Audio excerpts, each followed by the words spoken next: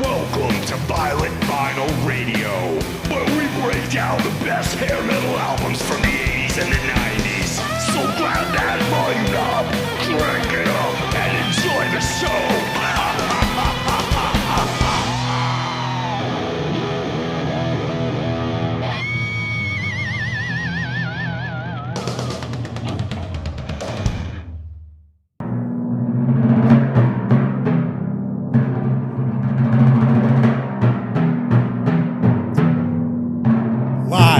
From the VVR studios in downtown Boston, it's showtime. Welcome to Violent Vinyl Radio. I'm your resident lunatic Des, and as always, I'm joined by my two co-hosts. First up, the podcaster holding all the aces, Dangerous Dave. I'll take you to the top. Ow, you'll never want to stop. And last but not least, the podcaster who likes the dark side of the beat, Lisa.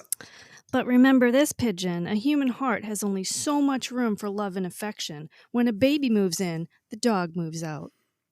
Okay. Wait a minute. That was Lady and the Tramp, not Mike Tramp. As always, the mission of this show is for us to introduce each other and you, the listeners, to albums and bands which you may never have heard before, while also discussing the classics. So sit back and listen to the show. Dave, where can the listeners find this fine podcast? We are available on most podcast outlets. Also, check us out on YouTube. Give us a listen. Tell your friends. Like, subscribe, and share the show. And you can also find us on our social medias right here. Instagram, VVR Podcast Insta. That's Instagram at VVR Podcast Insta. And also on Facebook at Violent Vinyl Podcast. Nice. So I was just talking to Lisa and Dave before the show, and since the show is actually picking up quite a bit of steam now, quite a bit of new listeners and whatnot, I was thinking it'd be so cool to have some like cool old school heavy metal t-shirts. Is this something you guys would be interested in if we set up like a, little place where you could order a shirt? Do you guys want them? I don't know. Write in. Let us know. I know I want one. Okay. Let's head over to the mailbag. Ben Brooks writes in from the UK. Hey guys, this might be a little controversial of a take, but my favorite two Rat songs are I Want a Woman and Loving You is a Dirty Job. And my favorite glamour punk song is Kick Her in the Head, Kick Her in the Head, That's Kick my Her in the Head, favorite. She's dead, She's dead, She's dead. That's the one my Lisa should have favorite. picked. Yeah.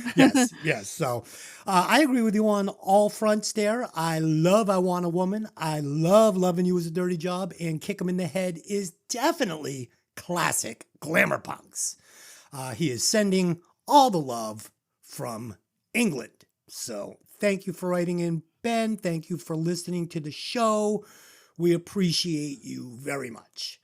Next, Jay Shear 101 writes in, Rat is a group I like and I don't know why. But I think Wow. But I think it's because it's a middle band. Turn it on, listen, nothing deep, just a rock band, Saturday night feel. And Jay Shear, I think that we said something similar to that on the episode, They had easy to digest lyrics. They were fun. They were a party band for sure. So I agree with you. I agree with everything you just said there. Thanks for writing in. And again, we appreciate it more than you guys will ever know. Lisa, you also had some emails you wanted to share? I did.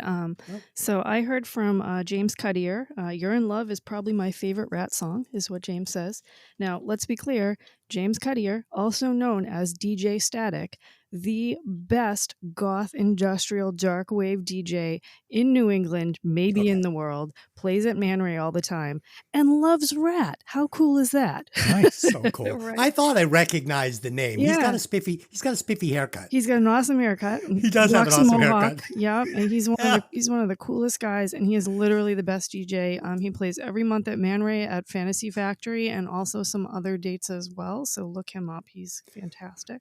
That's funny. I don't Yeah. know him personally, but I mean, the name, I automatically Mhm. identified him with that killer haircut. So, Yeah. so James, your haircut had an impression on me, left a lasting impression on me. Yeah. Okay, keep going. We also heard from Vincent DeNuno, who says, I liked Round and Round, but my favorite Rat song is Way Cool Jr., which I think was my comment too. And I thought no one else would like that song, but here we are. Just the two of you You just on an island. That's a good awful. one. I like love that one song. too. Okay. And then we heard from Kaori Michaela, who said that Round and Round has one of the coolest rhythm tones I've heard in that era of glam rock, stadium rock. It still gets her. And for me, I think Round and Round is a little bit overplayed, actually, but still a good song. Sure. Good sound. Yeah. I don't know. Can you really play that song enough? Cool. Is that it? That's what I got. Yeah. All right. Tonight we will be discussing Pride, the second studio album by White Lion, produced by Michael Wagner, released on June 22nd, 1987 on Atlantic Records. The album peaked at the number 11 spot on the Billboard 200. The band's lineup was as follows: Mike Tramp, vocals, rhythm guitar; Vito Bratta, lead guitar; James Lomenzo, bass; and Greg D'Angelo on drums. Dave, let's share some opening thoughts on this one before we break it down. Okay. Do you want opening thoughts or do you want facts? You know what? I think we're going to go with the opening thoughts first. All right. You would think that this was like our first show. Okay. You guys are going to have fun with my opening thoughts then this afternoon. All right. So, have I ever listened to this album? Of course not. It's White Lion. It's weak tit hair metal. People say Nirvana killed hair metal. No, it was pussy bands like White Lion that ruined it. When I was a young metalhead, I hated this band. So the question is, did I have it right? Let's find out. Dave, were you familiar with Pride before preparing for the podcast? I have listened to it before. I like them okay. They were a little poppy and pretty boy for my taste. Not so much grit or edge. Plus, of course, I recognized Vito's amazing guitar ability, but because of the way he plays, sort of chalked him up as a Van Halen clone.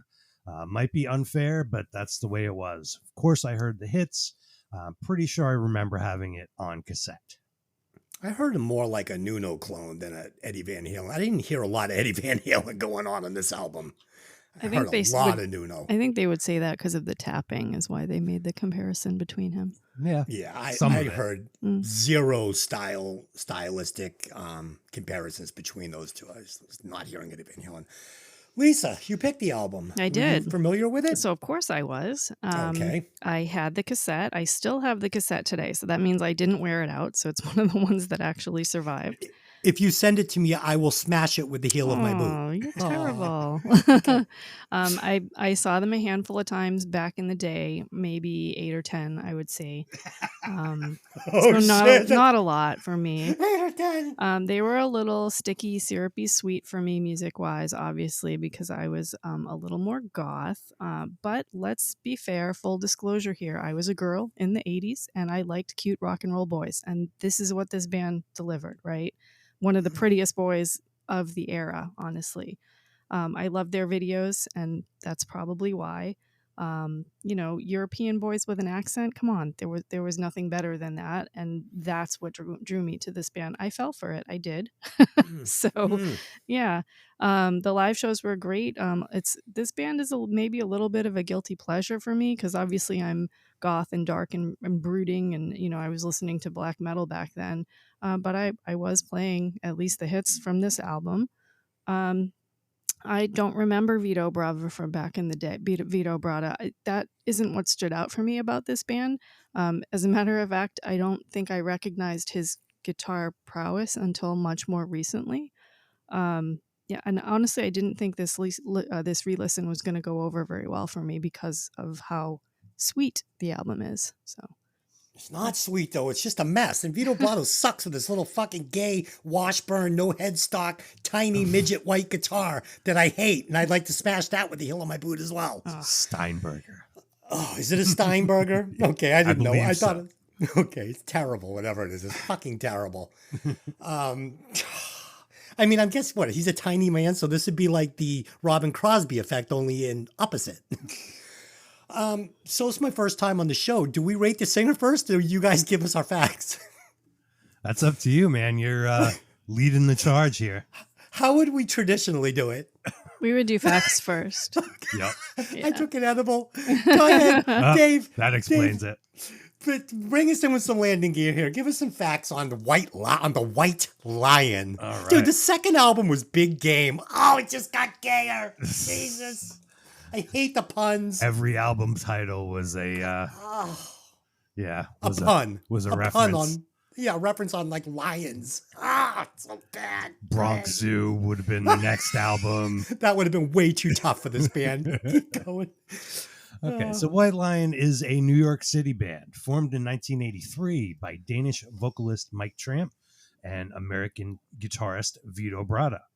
The classic lineup disbanded in 1992, and a new lineup was formed by Mike in 1999 and again in 2004, and still performs today.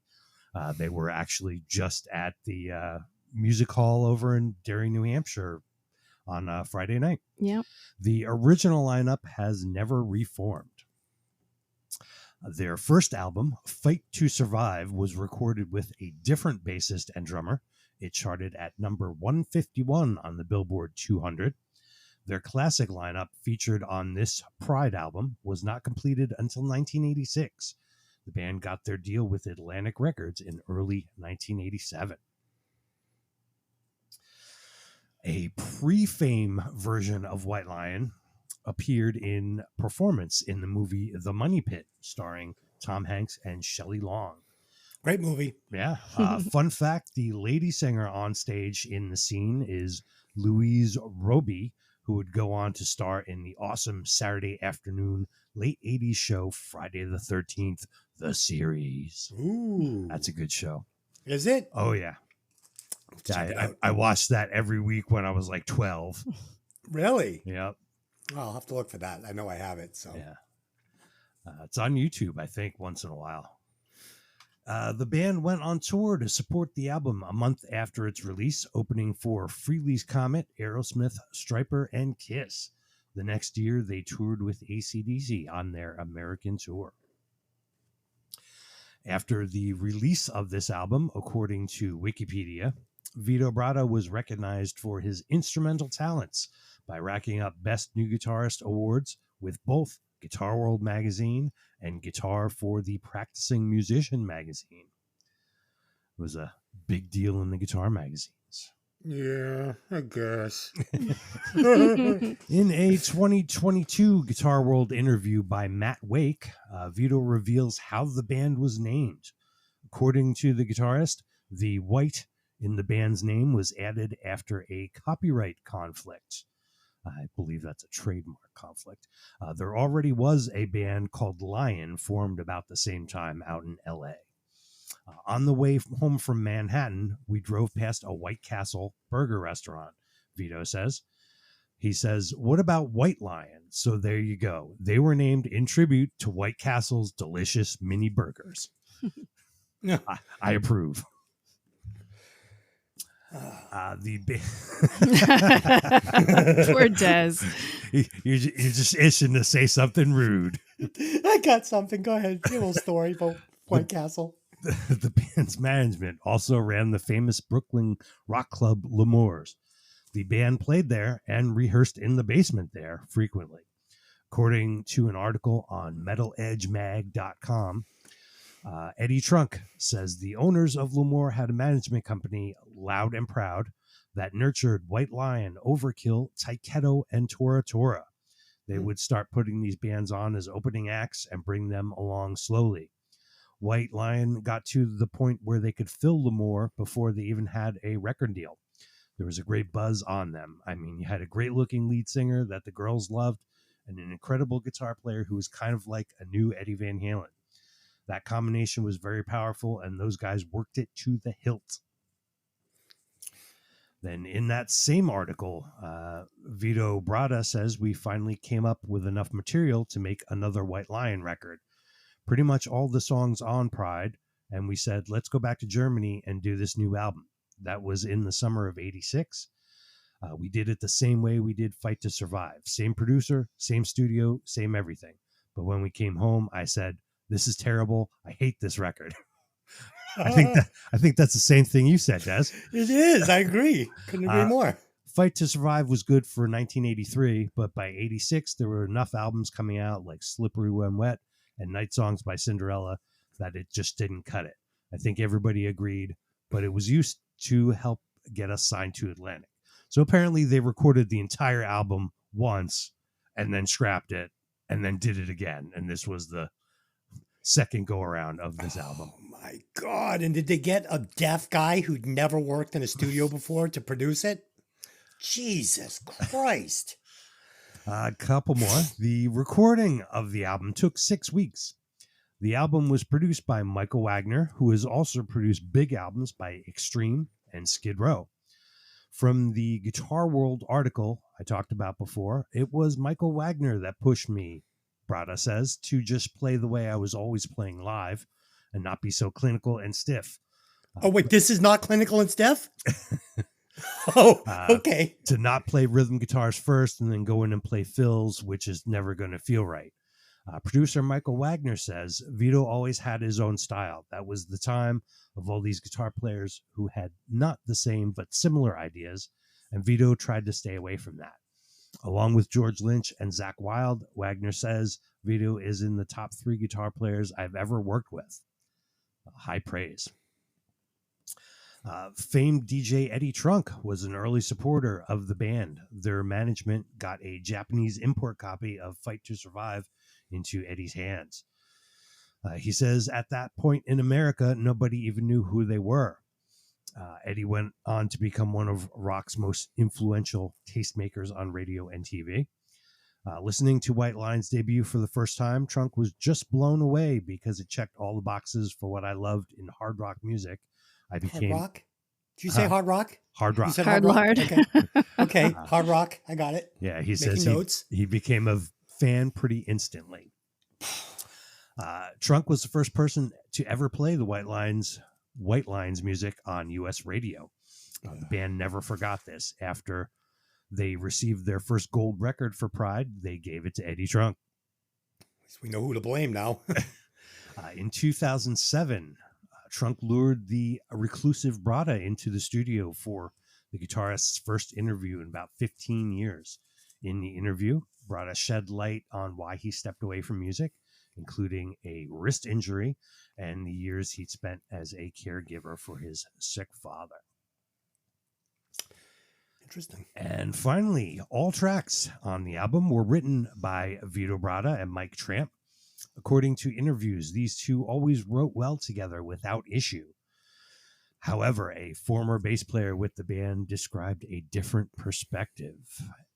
In his words, "One day I got to practice, and Vito, he was sitting in a chair in front of his amp, noodling around, practicing. And I showed up, and I walked up to Vito, and I said, 'Hey, Greg told me that you and Mike are writing for the record,' I said. 'I don't know if you're interested, but I got a ton of ideas. If you want me to show you any of them, I would be glad to sit down with you, and maybe we could write something.' He was just looking down at his guitar, and I remember he just stopped playing. And he looked up at me, and he said verbatim, he said, 'You're the bass player. Play the bass.' and then he looked back down at his guitar and continued noodling. That's when I knew it was time to move on." What a douche. Isn't that what you tell your bass player, Dave? I don't tell my bass players nothing. I just feed them beers and let Hope them for the best. go about their business. Have you guys ever watched Nothing But a Good Time, the docu-series? 3-part? No, we do not have Paramount. We actually watched the first part because it was on YouTube, I think, but we do not have Paramount Plus, so we did not continue yet. Yeah, so I watched it yesterday, the whole thing. It was really good. It was funny because Corey from Slipknot, the singer, he was actually out of the blue was like, "I love White Lion. I've gotten into many verbal arguments with people who hate it. They're fucking great." And I was like, "Fuck you. Fuck you." It was very interesting, though. There was a lot of really great stuff in there. And Trickster, they were talking about how they had done a stadium tour and it was full. And then they went back on their last time around. I think they were opening for Kiss or something. And there was 1,500 people in the arena. And this was a full, like the Boston Garden type thing. Wow. Yeah. And they said it was like the first 10,000. 4 rows were full and they were just like, oh, they knew it was over. So I thought that was pretty crazy. New Jersey band. Yes, a Jersey band. Another right. fucking, another second gen hair metal band that was just kicking fucking the genre of music I love in the balls. So yeah, you were talking about White Castle. So it's story time. Let me tell you guys a little story.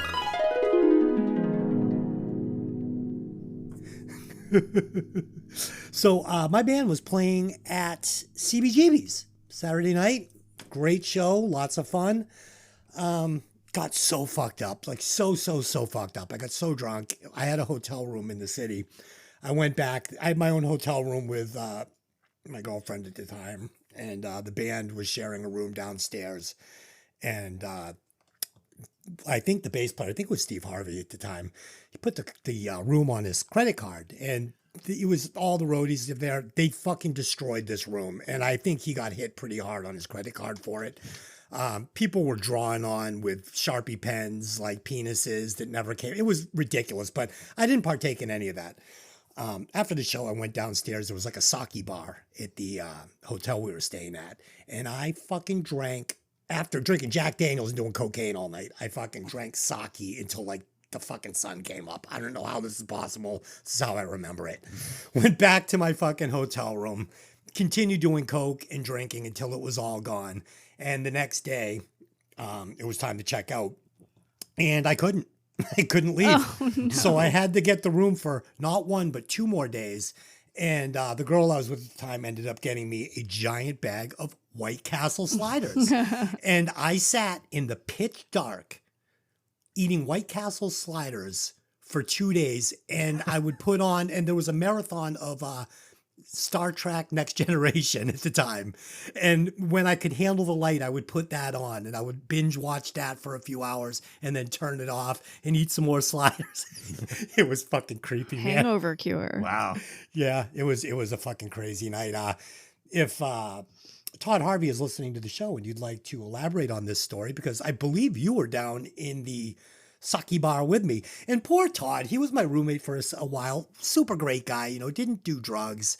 He liked to drink and stuff. And I liked Todd, and I liked hanging out with Todd, and I never wanted him to go to bed. So I would always do this thing where I'd always have a huge bag of Coke on me. I would take my finger and I would like lick it, and I'd put it in the bag of Coke and get like a quarter of a gram on my finger. And I go, "Hey, Todd," and you turn around. It would always be like after a show, and I go, "Ugh," and then shove it in his mouth. Wow. And he'd be like, "You fucking dickhead, fuck you." And I'd be like, "We're going to hang out. We're going to write some music, man. It's going to be awesome." I used to do this poor kid all the time. So anyway, there's my story. CBGB's White Castle. Yeah. Lisa, what do you got for facts on this band? I got a lot of Oh, facts. wait, Lisa, before you go, do you want to tell the listeners about your weekend? Because I believe you actually hung out with White Lion, coincidentally enough, and Chips Indirectly. enough. Chips Indirectly. enough, yeah. So And you hung out with Chip. yeah, so Friday was a big night here in the Boston area because we had Mike Tramp at Tupelo in Derry. We had Enough's Enough in Manchester. And then at the same time, we had a bunch of our very popular cover bands playing at the Boat. And then Dave's cover band also playing in Marlborough. There were like a lot of shows that night. So it was really hard to kind of pick. And I felt a little bad not going to Mike Tramp, knowing that we were doing this show today. But Chip, of course, is a friend.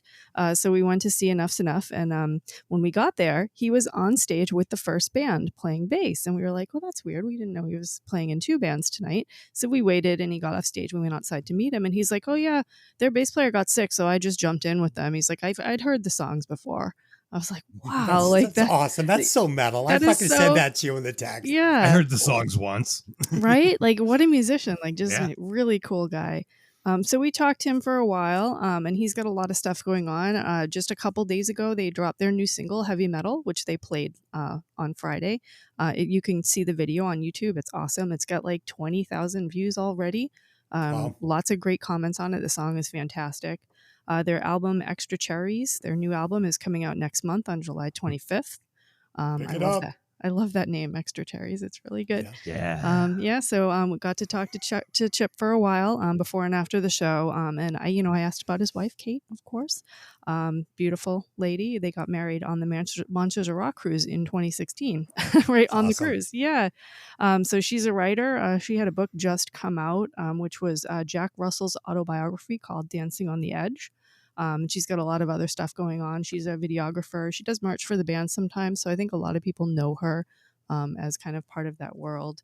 She did some work with Zen from Mars, which was members of Enough's Enough, Bang Tango, and Fear Factory. But also playing with Chip last night was not the normal lineup. As we know, Enough's Enough has had a lot of lineup changes over the years. But it was White Lion drummer Brent Arcement who was playing drums. And he is in the newer incantations of Mike Tramp's White Lion more recently. So I think he played with them over the past 3 or 4 years. And super cool guy. He was giving the drumstick at the end of the show, and some girl he was trying to hand it to me, and some girl just grabbed it out from in front of me. So he runs down afterwards, and he hands me another stick, and he's like, "I was trying to give it to you." And I was like, "Oh, Rude." right, Rude. Super cool guy, really nice. Jason Camino was on guitar. He's formerly with Nelson. The Nelson Twins. Also a cool guy, told us some great stories about being on the road. And then their other guitarist, Louis Khalil, who is from Red Devil Vortex. Everybody needs to check out this band, Red Devil Vortex. It's absolutely great. It is gothic metal along the lines of Typo Negative. Really fantastic. Yeah. Cool. Nice. Sponsored by ESP. Sponsored by ESP Guitars. Yep. Nice. Really great guitar player. I showed Dave some video of his solo, and Dave was like, "Oh my God, that guy is amazing." Yeah. Impressive. Yeah, very young. He's 25. Jumped off the stage, gave me a hug after the show. It was really cool. So yeah, super nice guy. Really, really had a great time talking to them all night. Yeah. And I felt kind of bad because Dave was playing at another venue and I chose to go to Enough's Enough. So Dave. yeah, That's all down, right. Dave plays like 5 times a week. He'll catch He does. He plays a lot. Plenty of chances to catch Yeah, me. I don't like to miss Enough's Enough. He always puts on a great show. He was looking great. So Chip is such a big dude too. He's so tall. You forget that this guy was literally a professional athlete. Yeah. Like a professional athlete. Chip was fucking the real deal. This guy could have played for the Toronto Blue Jays, I believe. Yeah. Was the myth. Yeah. And he's a super nice guy. And He should have started a band with Robin Crosby and they'd all be giants. That's Yeah. awesome. Everybody's 6'5". Yeah, he's a everybody nice says guy. Chip's good. Yeah. Really one of the nicest guy I think in the genre. And for me it's kind of weird for me to like Enough's Enough because they're kind of like, I would call them like psychedelic glam, a little bit Beatles Sure. edge, which you Beatles would think influence, sure. is a little hoppy poppy for me, but I really love them. I think they're great. So I really like to get high on a new thing and fly high, Michelle. Yep. It They wasn't played my both of kind of those. music. It wasn't my kind of music in the day, but it was funny because when they came out, it was really different than everything else that was kind of Yeah. going on at the time. And it definitely got my attention and piqued my interest. Mm. I remember the guitar player had like really long, big black hair, but Mm. I always suspected it was a wig. I have no proof. It almost looked too good. It was like, that hair looks suspiciously good. Yeah, Yeah. that's a Pretty Boy Floyd style hair or Vinnie Vincent hair or something like that. Yeah. And they were doing Awesome. some great visuals Take back it in off the at day. the end of the day. Yeah, like stuff that you didn't see. It was very colorful and bright, and yeah, it was very different. So Speaking of hair, Dave, you're throwing. I'm off my game because you're not wearing your fucking hat today. Oh, yeah. Yeah, I'm yeah. not used to it. It's hot. So, I got to let the hair dry out. It is hot. Right, You so- guys don't have air conditioner in that home? upstairs we do, but we Yeah. haven't put the downstairs one in yet. So Oh, window deals. windows, yeah. Yep. Gotcha. The house is 200 plus years old. So We're poor. yeah. Yeah, our condo was built in the Yeah. late 80s, so we've got pumping central AC. It's actually snippy in here. Okay. like it. All Get right. a hoodie. Yeah. Lisa, go ahead. Okay, so we're in 1987 now. So glam is really kind of taking over the airwaves. This is White Lion's second album, although their first album, I wouldn't call it a monster hit. They definitely had a solid loyal following at the time. But this is, a difficult time for glam because there was just so much of it, right?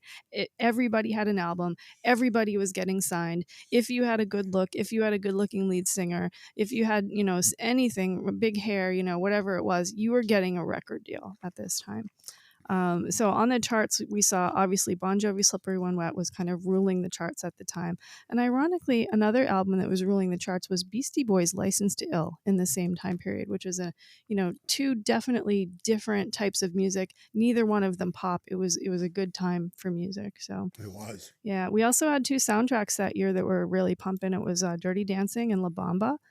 So this was kind of the beginning of soundtracks being a central piece of movies at the time, and that would be a big thing in the 90s when we got to like movies like The Crow and Natural Born Killers, where really the soundtrack was the movie. So that was a big thing. But at the same time, you still had Michael Jackson and Whitney Houston, and people were still listening. But the nice thing was that radio was starting to catch up. So there was more radio, complete channels dedicated to glam and rock and metal. And thankfully less dedicated to top 40. I think that was a big shift at that time, which is good. Yeah. 89.5 WSOU. Yeah. Lisa, 107.3 WAAF Boston.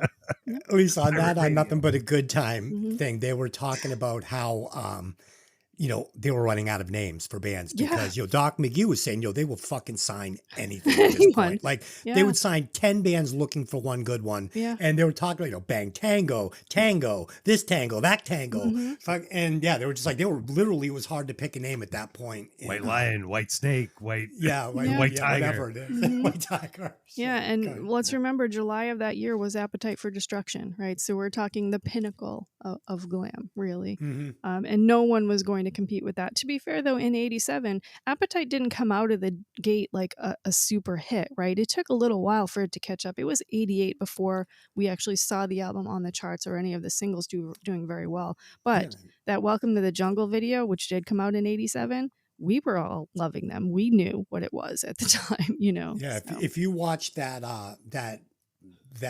Guns N' Roses documentary, it's amazing how close we all came to never even hearing one song Yeah. off that album. Mhm. It was killed by the label. They said this album is fucking dead. We're not pushing it anymore. Yeah. So yeah, Amazing. Thank God that didn't happen. Yeah, so we saw White Lion tour with a lot of big bands, as Dave kind of touched on. Obviously, the Kiss Crazy Nights tour, Aerosmith, Ozzy Osbourne, AC/DC. These were much heavier bands than White Lion, right? It was a strange bill for them to constantly get onto these real metal shows. But as we'll talk about in a little bit, a lot of those bands were actually pretty thankful to have White Lion along because girls finally started going to their shows. It wasn't just a sea of men in the audience. You finally had women listening. So, AC/DC was very, very happy about this, to actually see girls in the crowd. Yeah. Stephen Piercy talked about that as well too. How when they were putting Rat together, they were sick of going to Gazaris and the Troubadour and just seeing a bunch of dudes, Yeah. like in the front row, like Motley Crue, whatever. And they were like, no, we're putting Rat together for the ladies. Mm-hmm. Good for him. Yeah. They would also play at a World Series of Rock along with Poison, Winger, Tesla, and Warrant and Bullet Boys. They played at Wembley Stadium with Skid Row and Motley Crue. They were put on a lot of bills, and it was funny because I think the most times that I've seen them, there's been like 2 or more other bands on the bill at the same time. So bigger shows, bigger bill shows for them. So that was interesting, and they did eventually do some of their own headlining tours and things like that. But I always remember seeing them with other bands of their caliber, and like lots of them, not just like 2 bands, but like 4 bands or 5 bands on the bill. So, okay.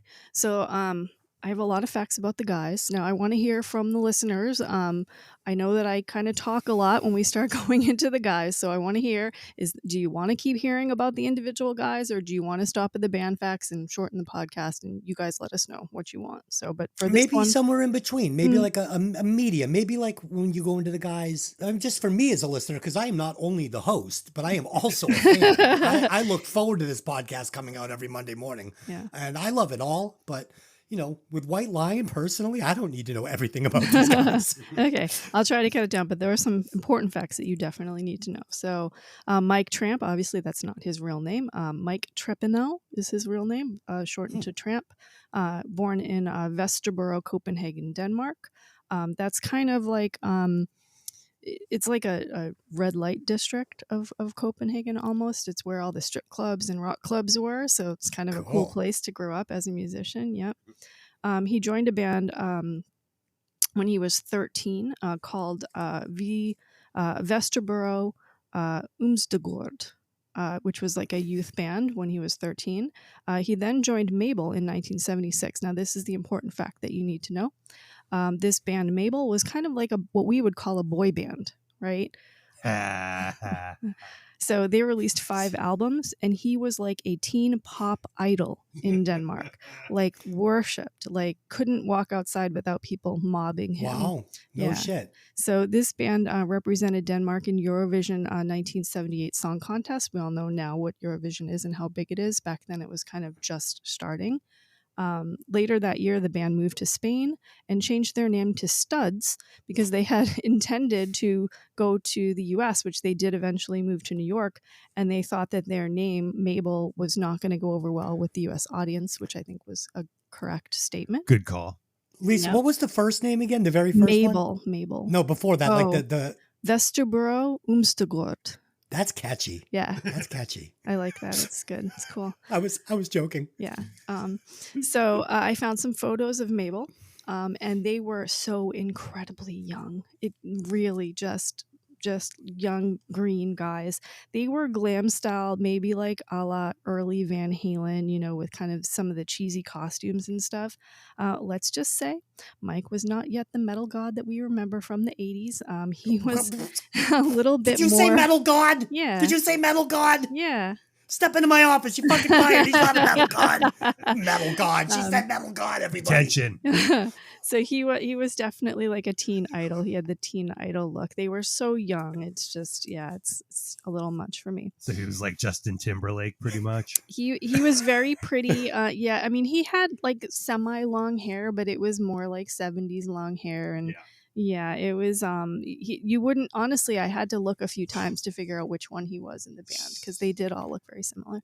So, as Dave shared, the band, White Lion formed in 83 when he met Vito Bratta.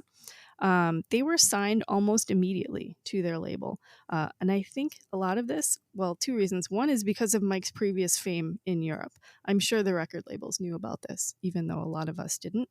And also because they had the look. Let's be fair. Him being that pretty, I think had a lot to do with their success. And they used it. They knew it. He knew it. They used it, and they used it in their favor, and they used it to make a lot of money. And there's nothing wrong with that. So, yeah. He worked in construction while they wrote the album, which is kind of funny thinking of, somebody of this caliber with this much behind him working a regular job. But let's be fair, y'all do it, right? Dave, regular job. Sure. Des, regular job. You guys are musicians. My fucking back hurts. Yeah, right? Yep. I was thinking obviously of the story about Peter Steele when his album came out and he was working for the sanitation working department. For the town. Yeah, right. And he city. didn't want to give up his job because he wasn't sure, you know? Yeah. Jerry! Yeah. Jerry! Benefits. Yeah. Jerry, your cousin does a good job in the parks department. Yeah. So this band had pretty much a squeaky clean image, I would say, back in the day. A quote from Mike, as much as we were affiliated with the hair metal scene, we found it very embarrassing to see women being degraded. I never wanted to engage in alcohol and drugs or that kind of lifestyle. I tried cocaine once or twice back in Spain. It did nothing for me. And with White Lion, I was singing out of my range. So I had to live like a fucking monk. And that's why I didn't become Sebastian Bach. No, that's not why. Nerd. Let me give you You a guys few are names. awful. Dave, let me give you 5 names. Sebastian Bach, Lemmy, Blackie Lawless, Nikki Sixx, Mike Tramp. Which one does not fit in the category of metal god? Yup. Keep going, Lisa. You're Sorry, terrible. I'm I on disagree fire with you today. guys. And I think, being and this is one of the draws of this band. Women did like this band. They did. I did. And I wasn't even like the audience, and I liked it. So, okay. So even before their height, they were pulling pretty big money for shows. So they were getting about $25K per performance when they toured with Ozzy, which was a big amount of money for that time, and is a way more than the bands make today. For the whole band, they would For the split band. 25K. Yeah, and that was $25,000. that was a lot. That was a lot. That's insane. Yeah. And that's way more than they make today. I'll just make that statement. And all of these Interesting. bands, yeah, that was a lot at the time. They of course started to make more as they started to headline on their own, but this was even before they were the headliner, right? So in 1990, they were kind of in free fall. So they only had, we'll call it, their first album came out, 83, I think it was, or 84? Yeah, I think it was 83. So by 1990, so after this album came out, which was kind of their big hit, by 1990, they were basically in free fall. There was a long-running dispute over money, which led to James Lomenzo and Greg D'Angelo quitting the band. And this is something that Tramp still regrets. So Tramp's statement on this is the money we split 25% equally on live performances, but also 25% equally on expenses. So Vito and I, as the songwriters, were making all the money. James and Greg weren't asking for a lot. And Mike was actually wanted to make the deal with them to keep them going. Vito did not want to. I hate Vito Brato. I hate him. Okay. By 1991, the band had disbanded, and around the time, a lot of the glam bands were falling apart. But again, Mike claims that the band was tore apart not by grunge and not by the drop in that, because it really hadn't dropped yet. It wasn't 92, 93. We're talking early 91. And he said the reason was the relationship between him and Vito. So... in 93, he started a band, Freak of Nature, which lasted till 96. Really just pure metal. And if you look at the pictures, he's suddenly grunge. So he's wearing flannels and has his hair flat, and Ew. it's like a standard metal look. But the funny thing is, when you look at the pictures, he's still so pretty. And the other guys look like regular metal guys, So he still stands out, even though you can tell he's trying to like tone the look down. After 96, this is when Mike Tramp started his solo career. He would record 4 albums between 96 and 2004, including members of the short-lived band Freak of Nature and some guys from White Lion. They had some singles, but he never kind of recaptured that fame from White Lion's Pride era. But let's be fair, this man has consistently made music and played live his entire life, basically since he was 13. So he still looks good too. He still looks great. Yeah. I watched a recent performance by White Lion, and he still sings okay and looks okay. Yeah, I saw some pictures from Friday night at Tupelo, and he looked great. So yeah. So in 2003, he released the double disc live album Rock and Roll Alive, which features Mike Tramp playing live versions of the song from White Lion, but not with the original band. In 2004, we would see him reform White Lion, but due to issues with ownership of the name, they performed and toured as Tramp's White Lion, which is still true today. In 2007, this version of White Lion was set to tour with Rat and Poison, but they dropped off the tour because Vito threatened to sue them about use of the name. Tramp eventually did get control of the name again. In 2008, they would release The Return of Pride, but Tramp was waffling. He was going back and forth between his solo project and the work on White Lion. He's released a whole bunch of solo albums at this point. Capricorn, I think, was his first one. He had like Stand Your Ground, and that was 2011. In 2012, he had an album called Cobblestone, and he did a massive European tour to support it, where he did everything himself, from booking to promotion and even driving the band around. So, he works hard for what he does. In 2013, he released a Christmas track called The Way It Was Before, which is a pretty somber song about how life was like before 9/11 and how different it is now. He played lots of benefit shows, festivals, club tours. He's literally like never stopped playing. He had a relationship with Playboy model and video vixen Jessica Hahn. Jessica Hahn, as we know, victim of Jim Baker and his fake Christianity ministry, where she was raped multiple times by multiple fake preachers.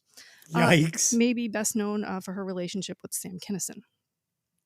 And that Wild Thing video. And that Wild Thing video. Yes, she was amazing. Yep, love her. He was married to Flor Thiemeyer. Sorry if I destroyed that name.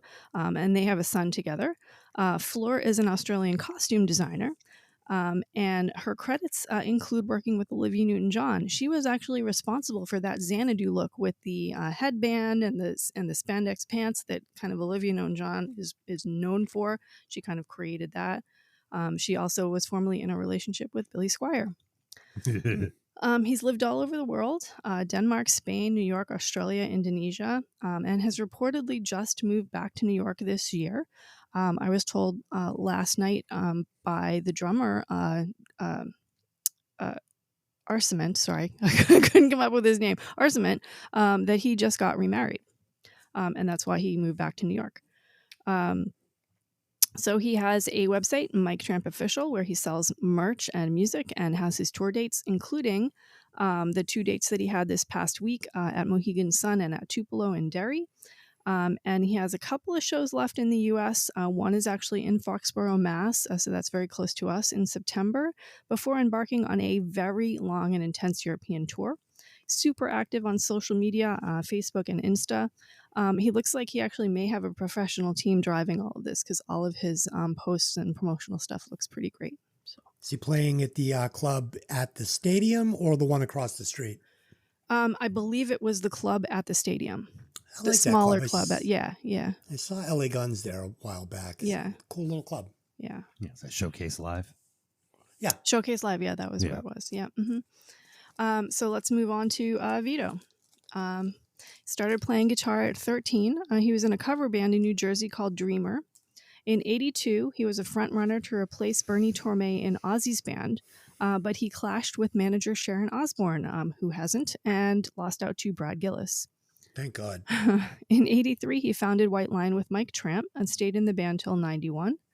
In 89, I think Dave mentioned he was in Guitar World, where he graced the cover for the first time, but he would several times again after that. In 91, he started a short-lived project with singer John Levesque called Civil War, but it didn't last very long. And in 1992, he basically went into hiding and wasn't seen for a very long time. In 2003, Tramp tried to get Brada to rejoin him and resurrect White Lion. That didn't work out. In 2007, he resurfaced on Eddie Trunk shows where he revealed nursing his father through a devastating 5-year illness, which took up most of his energy and time, but also revealed that in 97, he had injured his wrist so severely that he basically can't play anymore. And according to the reports that I've heard, that is still true to this day, that he is still in pain. And literally can't play. That's absolutely horrifying. And I can't even imagine, like, you guys being guitarists if you lost use of one of your hands. Yep. Was it a tragic masturbating accident? Or Des.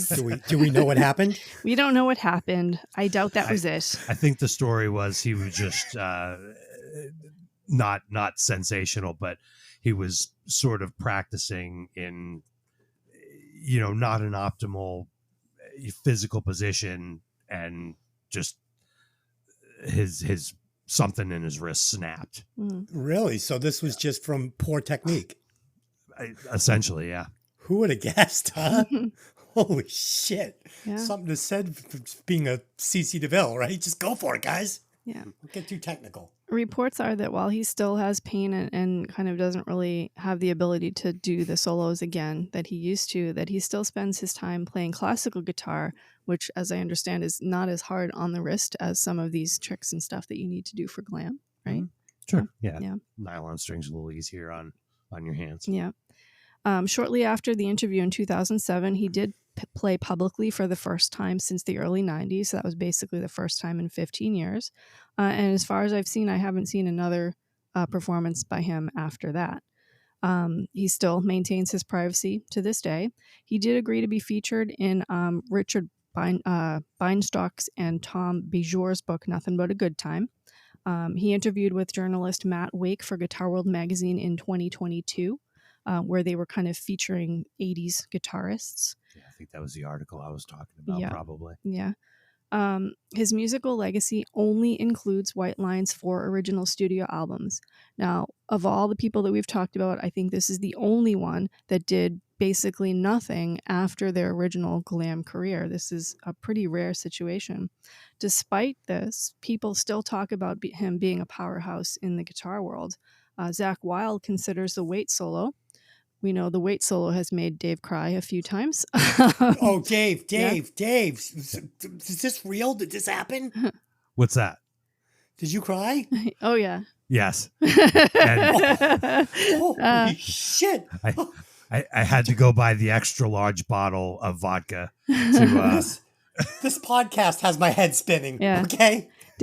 I've heard. I fucking hate this solo, and I- I can play it about 35% of the time. Wait, I disagree And with that. I screw it up all the rest of the time. I've heard Dave play this note for note perfectly hundreds and hundreds of times.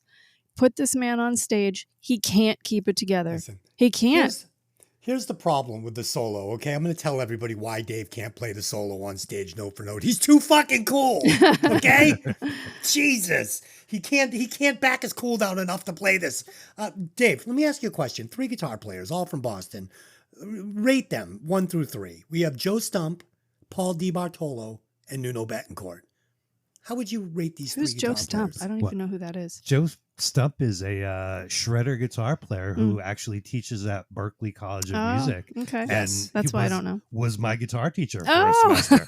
I knew Dave would know. So yeah, well, 1 being bad and 3 being good.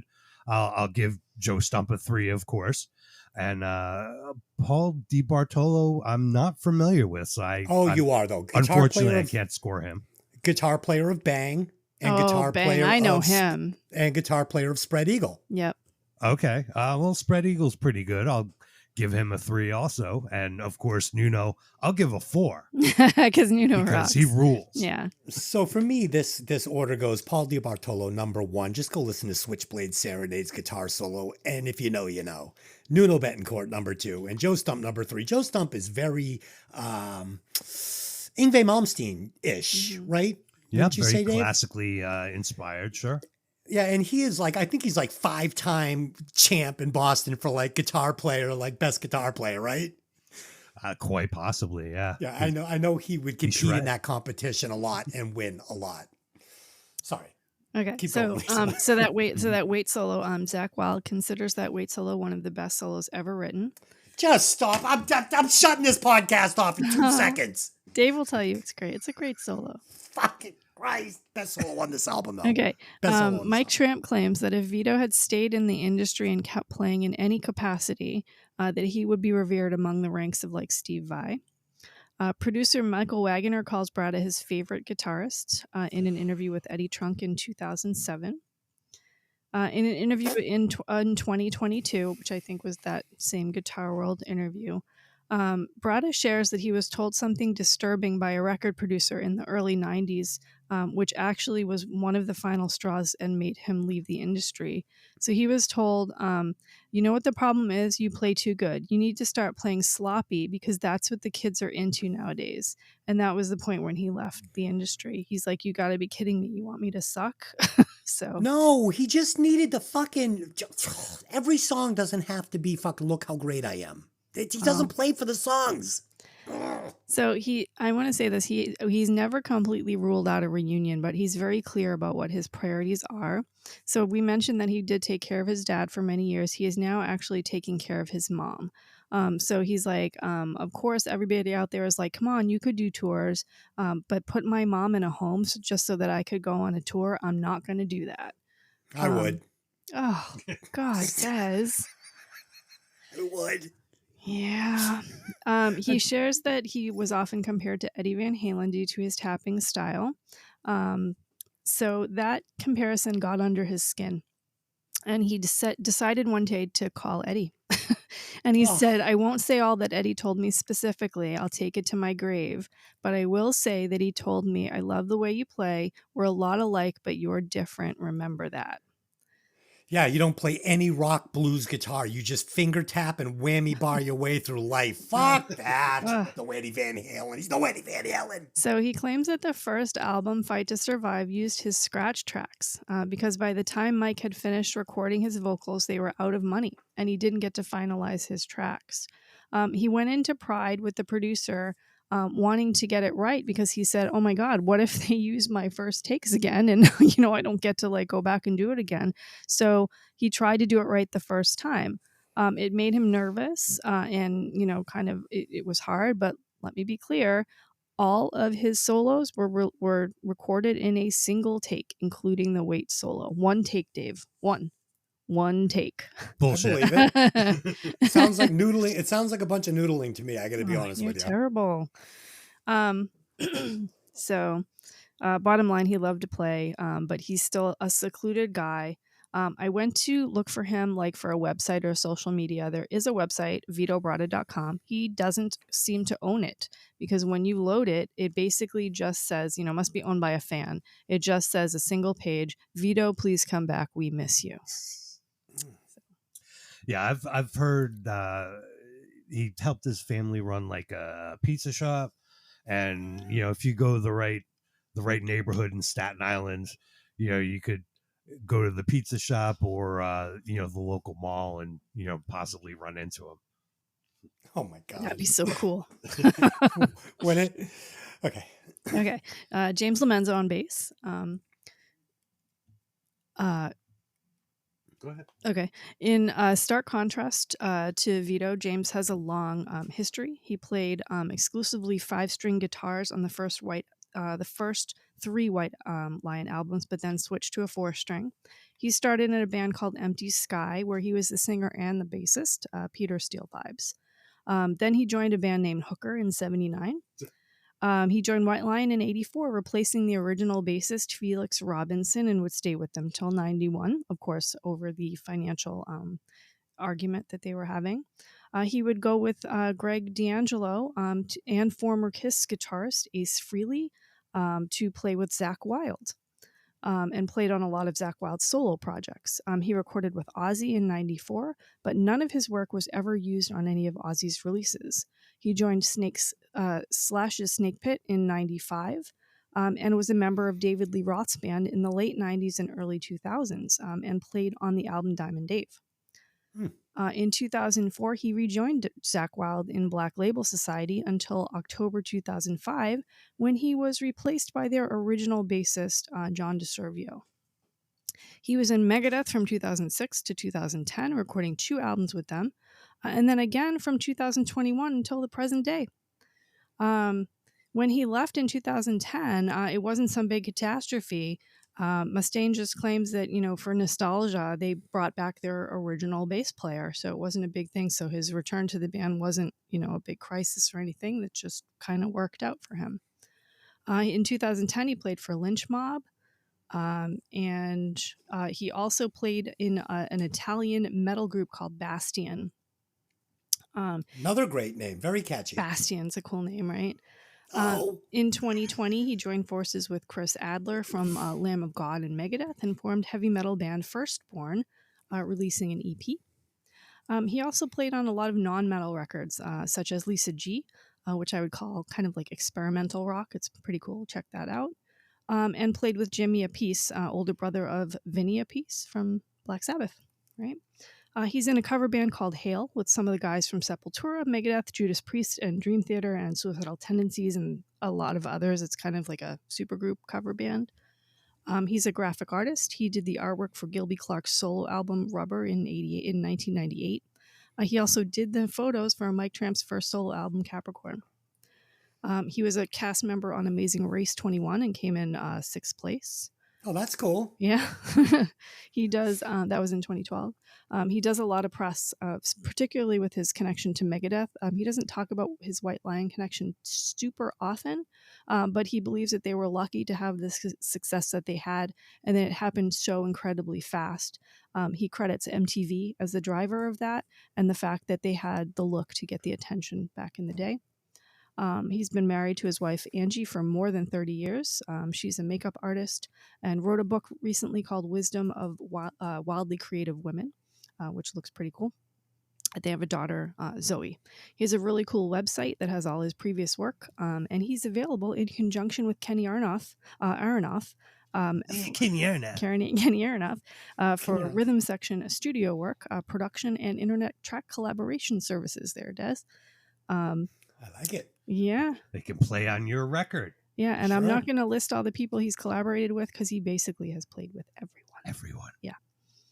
So Greg D'Angelo on drums started playing in bands at the age of 14. He was a member of Anthrax from 81 to 83, playing on their debut EP. He was only 17 when he joined the band and toured with Metallica. That's pretty cool. That's pretty cool. Yeah. So in 85, he appeared on Burning Star's debut album, Burning Star, that's Jack Starr's band. I don't really know too much about them, but they have 8 albums and apparently have one of the guys from Manowar in the band. 6 months before joining White Lion, he went to see them. He saw Mike's stage presence and said, Jesus Christ, this guy's going to be on the cover of Circus. He joined the band just 6 months later in 85, replacing original Nicky Capozzi. He played with Zakk Wylde and played with Zakk Wylde as Lynyrd Skynyrd band as well. Joined the Orange County band Pirates of Venus and stayed with the band through 98. He was also in a band called Anti-Product. I want to talk about this band just for a second. Super cool glam punk band from the UK. Alex Kane, also from Enough's Enough and Life, Sex and Death. Guitarist is in that band. This is one of the coolest looking bands I've ever seen. Their music is just really out there. It's definitely something worth checking out. What's it called again? Anti-Product. Anti-Product. Yeah, freaking amazing. Just love it, love it, love it. Funny that we talked about Rat on our last show, but D'Angelo joined Stephen Pearcy's solo band and recorded the Smash album with Pearcy in 2017. Is that fucking Ben Graves? Yes. I'm just looking at pictures of Anti-Product on the Yeah. internet. I was too. They're so cool. And Yeah. it looks like Benny was in there. Super cool. He's also a counselor at the Maybe. Rock and Roll Fantasy Camp, which I think, did we talk about that in the last episode? I feel like we talked about that recently. He's in the band Legends of Classic Rock with members of Great White, Quiet Riot, White Lion, Alice Cooper, David Lee Roth, and Winger. They're currently on tour and have dates this year all over the Caribbean, Miami, and the islands. Some of the islands listed that they're playing on are actually private cruise line owned islands. Of course, that sparked my curiosity, being in the cruise industry in my Hold real on. life. That is Ben Graves. Yeah, it is. Oh, I thought you were just saying it was a guy that looked like Ben No, Graves. it is. It's him. Oh, it's actually Ben Graves. Yeah, I don't see his name anywhere, but it sure looks like him. It's him. No, that's totally him, 100%. That's him. Holy shit. Yeah. Drummer of my old band, actually. Yes. And one of mine. And one of Dave's. And one days, yeah. So Legends of Classic Rock, again, playing all over the Caribbean. They're playing even at Coco Cay, which is owned by Royal Caribbean Cruise Lines. Lots of dates in Florida and just a couple dates in New York coming up. In 2021, he spoke about a White Lion reunion. Especially after so much time has passed, I don't think anybody would really want to do it unless everybody wants to do it. And Vito is taking care of his family. I have a lot of respect for him for doing that. He's complained a couple of times for having pain when he plays, and that might contribute to his desire not to do anything again. And I think he kind of appreciates what we did and respects the memory of the band. So unless Vito was on board, doesn't look like there's going to be a reunion. Aww. He spoke about his solo on Radar Love. He says that the studio just had sort of dumped money on them to do Radar Love because of their success with Pride. The video for Radar Love is like a movie and cost a fortune with like helicopters and like also it looks like a movie. But he felt hurried and pressured to do it. He needed to get it out quickly to keep their success going. And they were all worried about how they were going to repeat it again. So he had an interesting take on the death of glam. He claims that grunge didn't kill glam. He claims that country did. He says that most of the fans that moved to modern country, because country was the genre doing stadium shows, and grunge was more like needed to be an intimate venue in a way. Like it worked in clubs, but it didn't work in stadiums. And that's his claim, is that country actually killed glam. Interesting take. I don't know if I saw it that way, but Yep. I think his band killed glam. But yeah. That's it. Oh, okay, great. There you go. I like your facts, Lisa. I don't think you need to trim that up. I think it would it would detract from what we're doing now. I think people show up for all these facts. Yeah, they can No, always I skip do. over it if it's too much, right? Yeah. Yeah, no, I love it. I don't want the show to be any shorter. When it's over, then I'm on to some other shitty podcast. Okay, let's rate the singer. I know you've all been looking forward to this segment. As always, it's 1 through 100, 25 on hair, 25 on style and stage presence, and 50% on talent. We'll go first. Mike Tramp, a good-looking guy in that suntan lotion commercial way? Sure. Did he have good hair in that Pantene shampoo commercial way? Sure. Could he sing in that zero attitude, fluffy way with cheerleader stage moves, tights, and high top white sneakers? Of course. Does this add up to a killer hair metal frontman? Fuck no, not for me it doesn't. So my score is a weak tick 25.1. Oh my Should it be God. higher? Maybe, but he's not getting it from me. Dave. All right. So Mike was a good looking guy with big foofy hair who moved around a lot on stage. This is back then. Now- Foofy, is that a word? Foofy hair? Yes. Fuck yeah, it is. I made it a word if it's not. No. Hang on. I have my fucking Scrabble dictionary right here. Let me look through it. Hang on.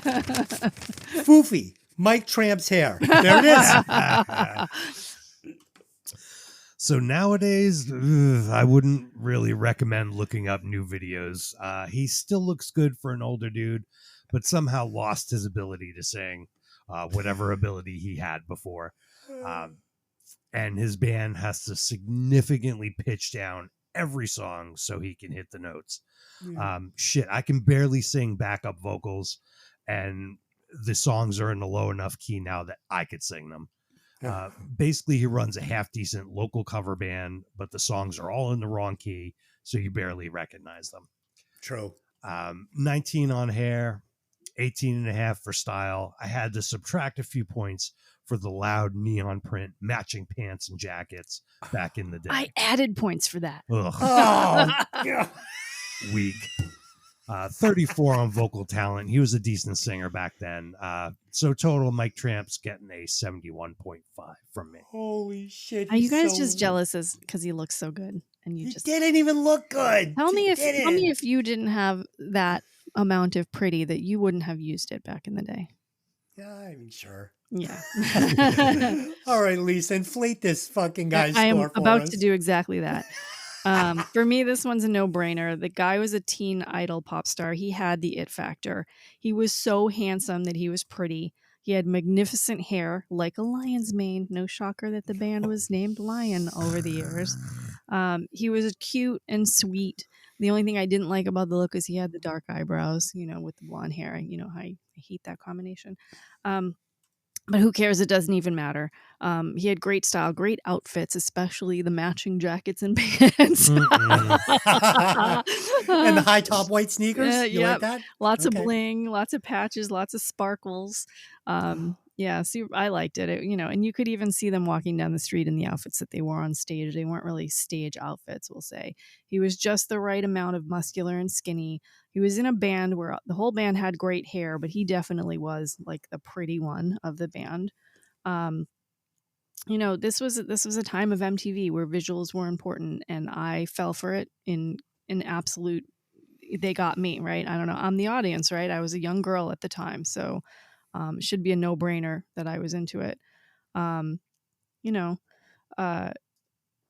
It was like when he performed, he like would come up to the audience. He'd hold the girls' hands like in the front, and he'd like make eye contact and like sing right to Aw. you. Oh, Oh my God. yuck. Yep. Loved it. Yep. He was Loved like everything Kip about Winger it. without a bass. Well, did you see the movie Bring It On? Where what's her name? Kirsten Dunst. Kirsten Dunst was making eye contact with the guy in the audience, and they said, "You're having cheer sex with him." Do you remember that? And that's what it was like. It was like you were having sex with Mike Trump when he was singing to you. It was God. perfect. I think that the fact that he was so pretty was one of the big reasons why the band, hit like they did. He used it like a weapon. He wielded it like a weapon. He knew he was good looking. He knew how to use it. You guys would have used it too. I know you would have.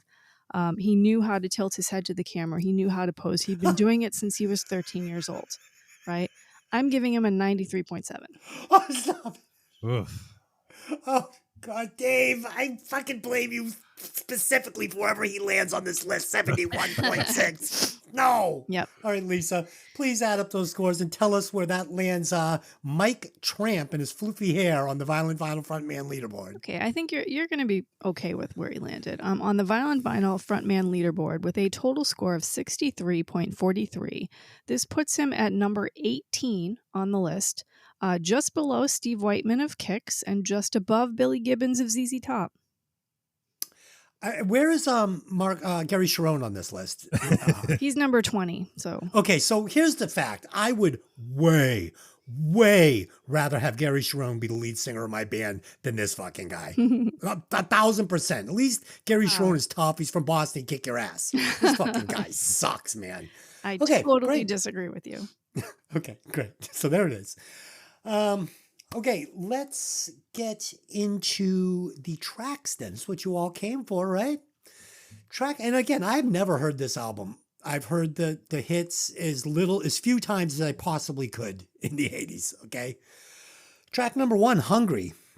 Well, the opening riff was encouraging, but then the vocals kicked in with Baby, baby, look so fine. Let me know that you'll be mine. And I literally went, fuck this fucking album. I hate the lyrics on this track. And the production, way too much effect in the bad way, especially in the chorus. It's literally just saturated. Second verse. And this, my wife literally was in the living room when I was writing this out, and she went, ugh. Second verse. Keep your engine running high when you take my love inside. Hold my rhythm on the loaded. Hold my loaded gun. Hang on. Keep your engine running high when you take my love inside. Hold this rhythm on my loaded gun. That is so fucking gay. I couldn't even just read it because my mind wouldn't allow me to. Oh, this is so cringe. The second bridge, I need your love like a little child. He said, I need your love like a little child. I fucking hate this song with every fiber of my being. God. Dave. Cool riff, good guitar sound, impressive guitar licks. Lyrics are pretty cheesy. It is easy to see the Van Halen comparisons. He's using many of Edwards' tricks, tapping, whammy bar, and harmonic squeals. Oh, he's a squealer, all right. Lisa, do you like this song? Do you like these lyrics? I did not like the lyrics. So I didn't remember this song. What was in my head was Winger's song Hungry, which I think was a couple years later. It was like 89 or something like that. Equally as bad. Yep. I didn't like that song. I like the guitar riff in this. We're immediately treated to Mike Tramp's voice. Usually you can't hear accents in songs, especially in glam songs, but you can hear Mike's accent in all of this work, and that's why I like it. We have Boston accents, sound terrible talking, sound terrible in songs. This guy sounds good. So the guitar is really prominent in the production. I don't know if you noticed that. And like I said, back in the day, I couldn't have cared less about the guitars in this song. I was completely focused on the vocalist. I like that there's a lot of isolated vocals in this song because I feel like in the production they brought the guitar maybe too far to the front, and there were times where his vocals were completely washed out. It was very imbalanced. Song has an okay hook. I know that they didn't release it as a single probably because the lyrics are pretty terrible. Leather and lace and baby give me all your love tonight and all that nonsense. The cadence flows just fine. It like fits the song, but they're just blah. The guitar solo is pretty ridiculous, pretty shreddy. I don't understand how I didn't notice Vito back in the day. But again, it feels like he was trying to do everything that he could do in every one of these songs because they gave him such like a short window to do his solos. And he was like jamming in every trick he had just to like get it out there. Does that make sense? Yeah, totally. Yeah. It's exactly what happened. Yeah. That's it. Yeah, it's a problem. Track number 2, Lonely Nights. So this song is about a little girl and a little boy on the bad side of town. Those are quotes, okay? Give me a fucking break. And Mike Tramp's wonky melodies and pitchy vocals are so janky that it distracted me from the music. This is the opposite of Davey Vain, the opposite of Stephen Pierce, who we were talking about these great melodies and these great, no, these ideas are bad and they're fucking, they perform terribly. Then the whole track's volume gets jarringly loud and over affected in the chorus. Did you guys notice that? Yep. It was like all of a sudden they just like turned the volume up on the chorus. Then we get the solo. Vito is obviously a great player, but the solo is just not for me. It has no feel. It does not fit the song at all. And again, I fucking hated this track. I hated it. Dave. Wow. Some acoustic guitar and then electric guitar kicking in. I thought the riff kind of sounded a little like Rat. The lyrics are slightly better and more descriptive here. And I like the guitar solo. Spoiler alert, I thought all the guitar solos were good. Yeah. Okay, Lisa, talk about All it. right. So this almost started to feel like a power ballad for me, but then it turned into like a little bit too rocky to call it that. The lyrics in the first verse are really awkward in their delivery. Like, I don't know how they got those lyrics into this song at all. It's very uncomfortable. But then you go into the hook, which is like total fire, but it like the cadence of the song has already been kind of ruined for me because of the lyrics in that first verse.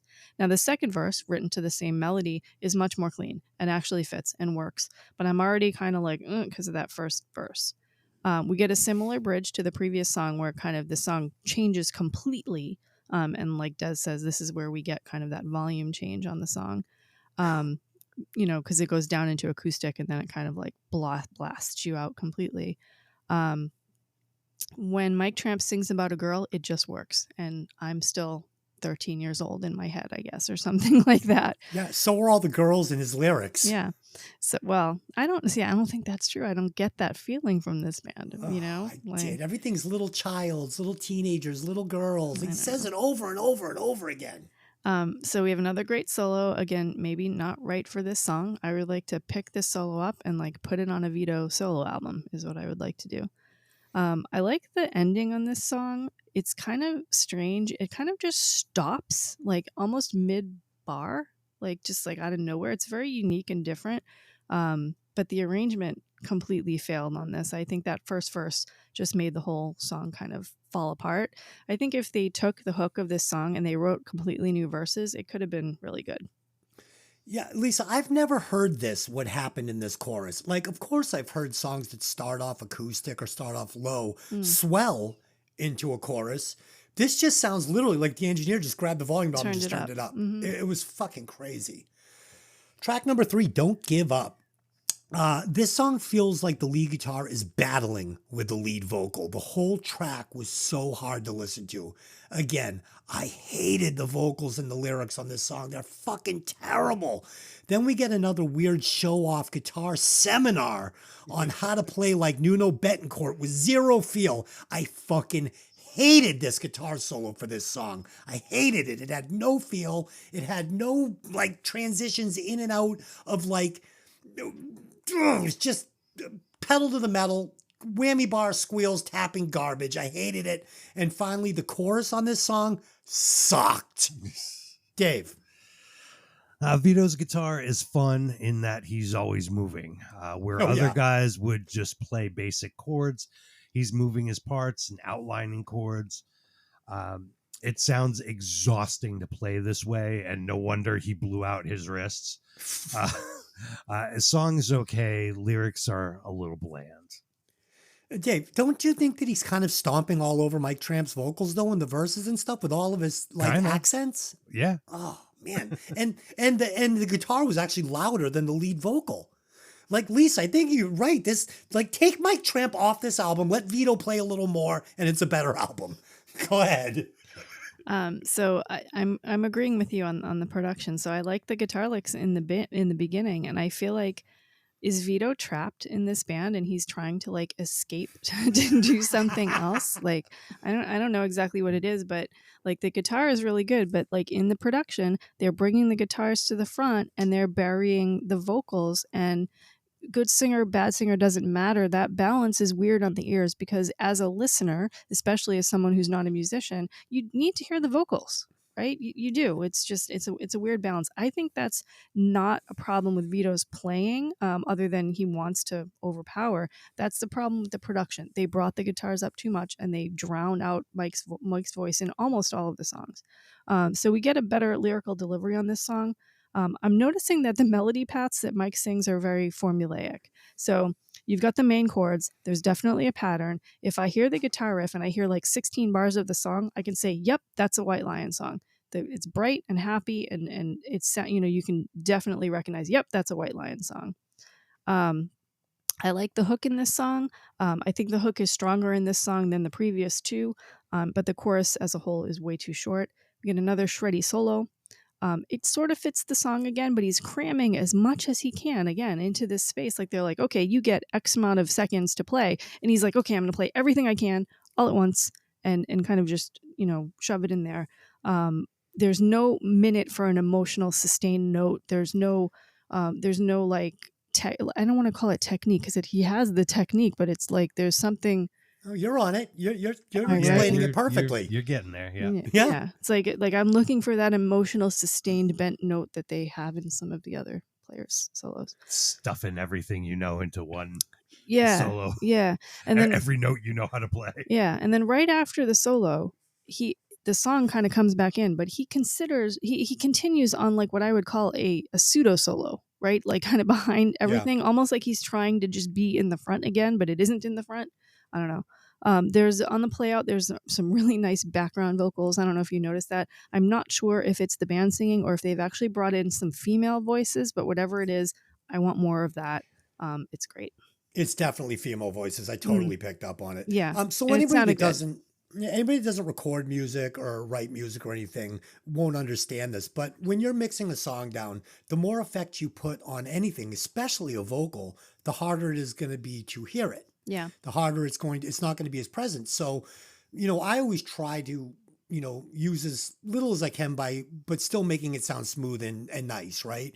They have so much effect on these vocals that it's getting lost in the mix. And then when you've got Vito Brato wanting the spotlight, it's just, Mike Tramp is just disappearing. And the drums are kind of disappearing on this album too, which is odd. And Lisa, like the solo, like you were saying, go listen to Switchblade Serenade, the solo by Paul DiBartolo. It's a nice mix of this, but with also some nice Eddie Van Halen moments. Or go listen to some Eddie Van Halen solos where, he can do this, but he doesn't do it all the time. And when you contrast these ripping, shredding moments with some nice melodic guitar work, it really makes those moments pop and shine. But when it's all that, it just becomes a mess, in my opinion. And I think Nuno is a good example of someone who can absolutely shred, but definitely put some emotional pieces into his solos. So, I mean, we did that Extreme album, and I thought that Nuno did himself a disservice by not adding more of those moments. I think that he was young and excited and wanted to show the world how great he was. And I think that still would have come across with pulling a little bit of that out and adding a little more of the other. So just my opinion. Again, fuck cares what I think. Track number 4, Sweet Little Lovin'. Okay, so it's all in the title there, right? I honestly don't even know what to say about this echo chamber of cringe high school band lyrics. It is a fucking mess. Then we get more Bad Extreme during the solo. I just could not hate this song anymore. This was beyond a struggle to listen to for me. I couldn't even write any more notes on it because I just couldn't get past the echo chamber. I don't even know what he was singing. I don't even know if these lyrics were bad or not. I'm just assuming they are by the name Sweet Little Loving. So I'm just going to have to assume that that's in the song somewhere. And I hate it. Dave. This one starts with the big layered vocals, which is seems like a Michael Wagner trademark to put that at the beginning of one of the songs. They do a great job building their background vocals up very huge on the record, but you're right, maybe too many effects there. Lyrics again are pretty lame. She takes you to the top. Ow, you never want to stop. No, no, thank you. Fuck. This is the most polite song about a hooker I've ever heard. Oh, I have There's, that same comment. you're there's killing me. and there's the obligatory chorus breakdown after the guitar solo with some tasty backwards reverb. I knew I hated these lyrics, Dave. Thank you. Lisa. So the isolated vocals in the beginning, there's so many effects on them, and I guess I'm right about that because you guys kind of said that sounds like he's in a chamber, like a Yeah. metal chamber. I think they did him dirty on that, and if that was Michael Wagner, you did a terrible job, Michael Wagner, because it would have And been, he's such a good producer. yeah, it would have been better without the effects. This is crazy. When the song starts, it feels like it doesn't fit that intro at all. I don't know if they just like stuck it on there because they needed to open a song like that, but it doesn't fit at all. I feel like they stuck it on there just Mm. to have a different Mm. beginning of the song, so they don't just keep running into each other and all start to sound the same. Yeah. From the title, I expected like some sleaze blues, right? That's kind of like what it sort of should sound like. This is about as far away from sleaze as you can get. It is sticky sweet and poppy and happy and bright. I don't like the effects on the vocals through this whole song, especially right before the chorus. I keep reminding myself that they would have been recording this in what, 85 probably, or maybe even 86. 86. Yeah. Was this new and different and they were early just playing 87. with it, or was this just somebody didn't know what they were doing? I This don't know. feels like like an assassination on White Lion from Yeah. a bad producer that From a hated bad them producer. They did Mike dirty, I think, on They this did. song. They really on this did. whole album. Yeah, yeah.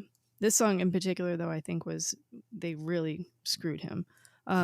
So the second verse is talking about sleazy bars and prostitutes, and it just was so like sticky and sweet and cute. I was like, oh, what a nice song about prostitutes, isn't that? Aw. Yeah. Aw, such a it- sweet little hooker. It's like they were trying to give him an edge, but Mike is just so like sweet, and they needed to keep it 80s cheese really to fit with him.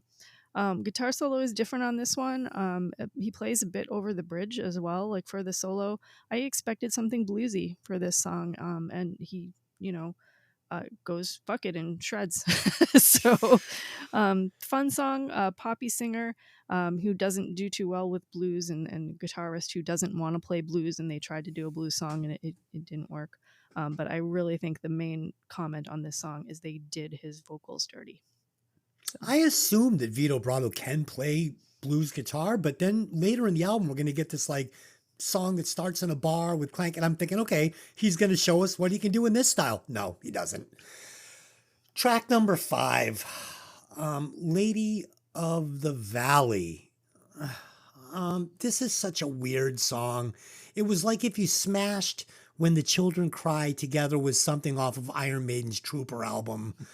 It Wow. was fucking There's a so mashup. weird. It was though, but that's what it was. Then we had Vito play 3 million notes over the entire song. Literally 3 million. I counted them. I hated the chorus, so when they played it 15 times in the arrangement, I was super pumped. Oh God, they just kept going back to it. I was like, just shut up. And finally, I hated the fade out with Mike's terrible vocals. Oh, this song sucked. Wow. Disagree. Oh God. Okay, so yeah, this changes things up nicely with the music and feel. Lyrics are better and tell a story. They allude to some magical entity, and it goes along. Maybe I'm reading too much into the lyrics. It goes along well with the exotic sounding music. Mike Tramp is getting to the max of his vocal range in this one, I think. 6.5 minutes. It's long, but it's a nice change from the happy pop songs while still fitting on the album. I thought it was a decent way to end side A. Lisa, you didn't hear the Iron Maiden S section in this song that So meshed perfectly? I went a little different because I said that it sounded Ozzy inspired. Okay. And fine with it that. was kind of like you took Ozzy and cleaned him up and sent him to church. Sure. So this one is a bit darker than the previous songs, which I kind of liked. You got some minor chords. Vito is finally playing with a little bit of emotion, which I actually like. It's missing in some of the earlier stuff where he's being very technical and non-emotional. It's immediately recognizable as a White Lion ballad from the vocals to the chord progressions. But we have finally some minor chords. I think maybe that comes from Vito's kind of classical background. Mike's voice is clear, well mixed. The vocals are not drowned out by Vito's licks. He's still playing the licks, but we have like finally a better production on the song. I like the chorus. There's a great hook. It's easy to follow and repeat. And I think what you mentioned was they repeated it too much. I kind of liked it. I feel like Vito went completely into his classical training completely. The solo has some emotion, has some furious shredding, like you said, in 3 million notes. Yep, definitely. But he's holding it together so much better on this one.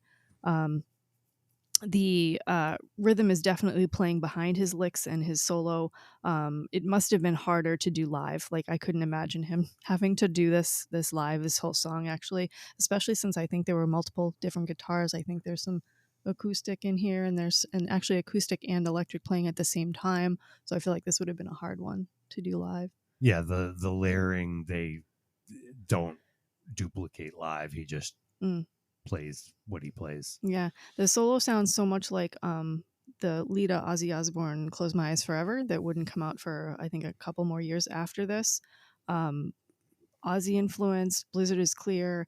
I don't know if Lita took from some of this, but it definitely was almost note for note. I think the acoustic work on this. Mike's voice actually has a lot of emotion in this song.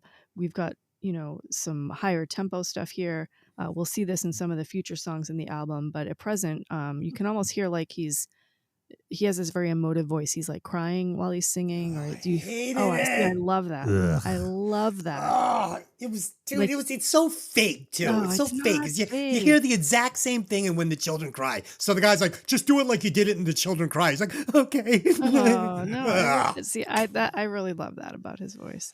It's a really long song. I'm not mad about it. I think we've hit the end of the first side of the album, and there isn't an obvious single or an obvious hit on this first side, which I think Nope. is pretty rare for an album of this time period. You say that like that's a good thing. No, I'm just making the comment that the first, Oh, like God. usually maybe by song 3 you have at least something that seems like it would play on the radio, Yeah, and I but don't what- think like- we have that Yeah, here. put one of the No. hits on side A. Yeah. You have something good by side A. This one's just been a total piece of shit on the first side. Okay. I'm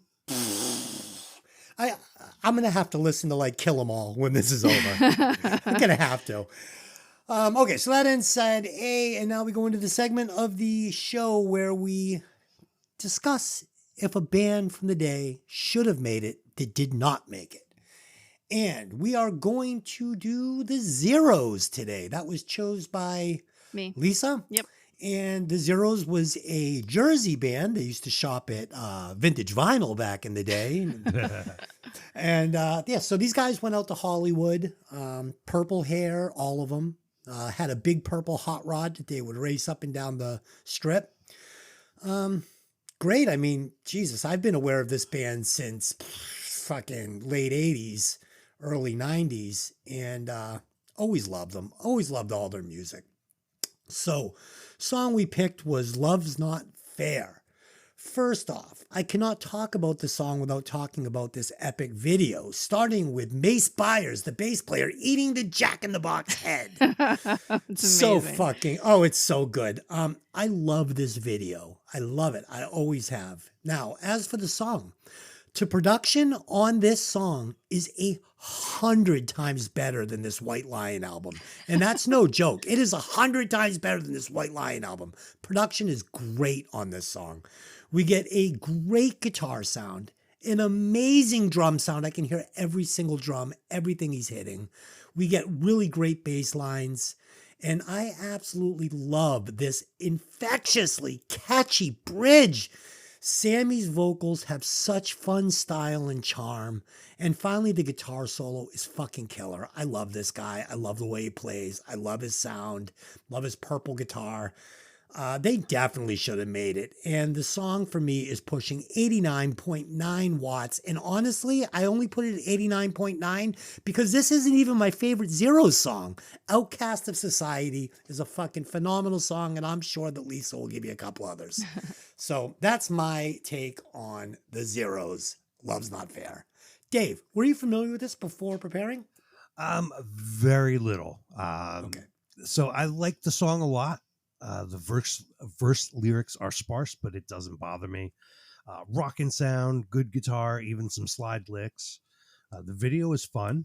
Everybody, in the band is all dolled up and kicking ass, and they have some video girls. And I love the gag in the middle where they hang before the last chorus, and the drummer's, looking at his watch, and you can hear So crickets in the background before they kick back in.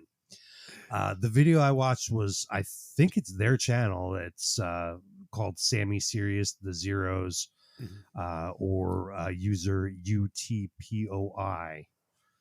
He provides some background information in the description.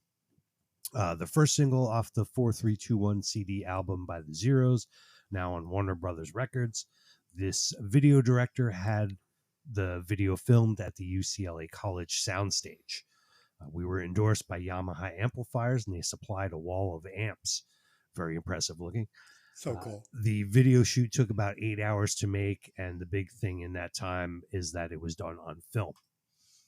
The Zeros are great. I have several of their albums, which I've listened to, but I want to listen to more. This is totally my style. I was in a band like this back in the day, and I'd love to be in a band like this again someday. My rating is 81.1. They definitely should have made it. Yeah, Dave, let me ask you, did you guys listen to the link that I sent you of this song? I didn't have a chance to. I think it was right before the show. I pulled it up real Yeah. quick, and I heard like the first 5 seconds. It sounded pretty good. Was it a better recording of the song? Yeah, Yeah. if you listen to the video, it doesn't sound great, but if you there's another copy of it on YouTube where it's just a picture of the Zeros little cartoon thing, and the fidelity is fucking phenomenal on this version. So if you have any interest in hearing this song with better fidelity, go search that out. Yeah. Lisa.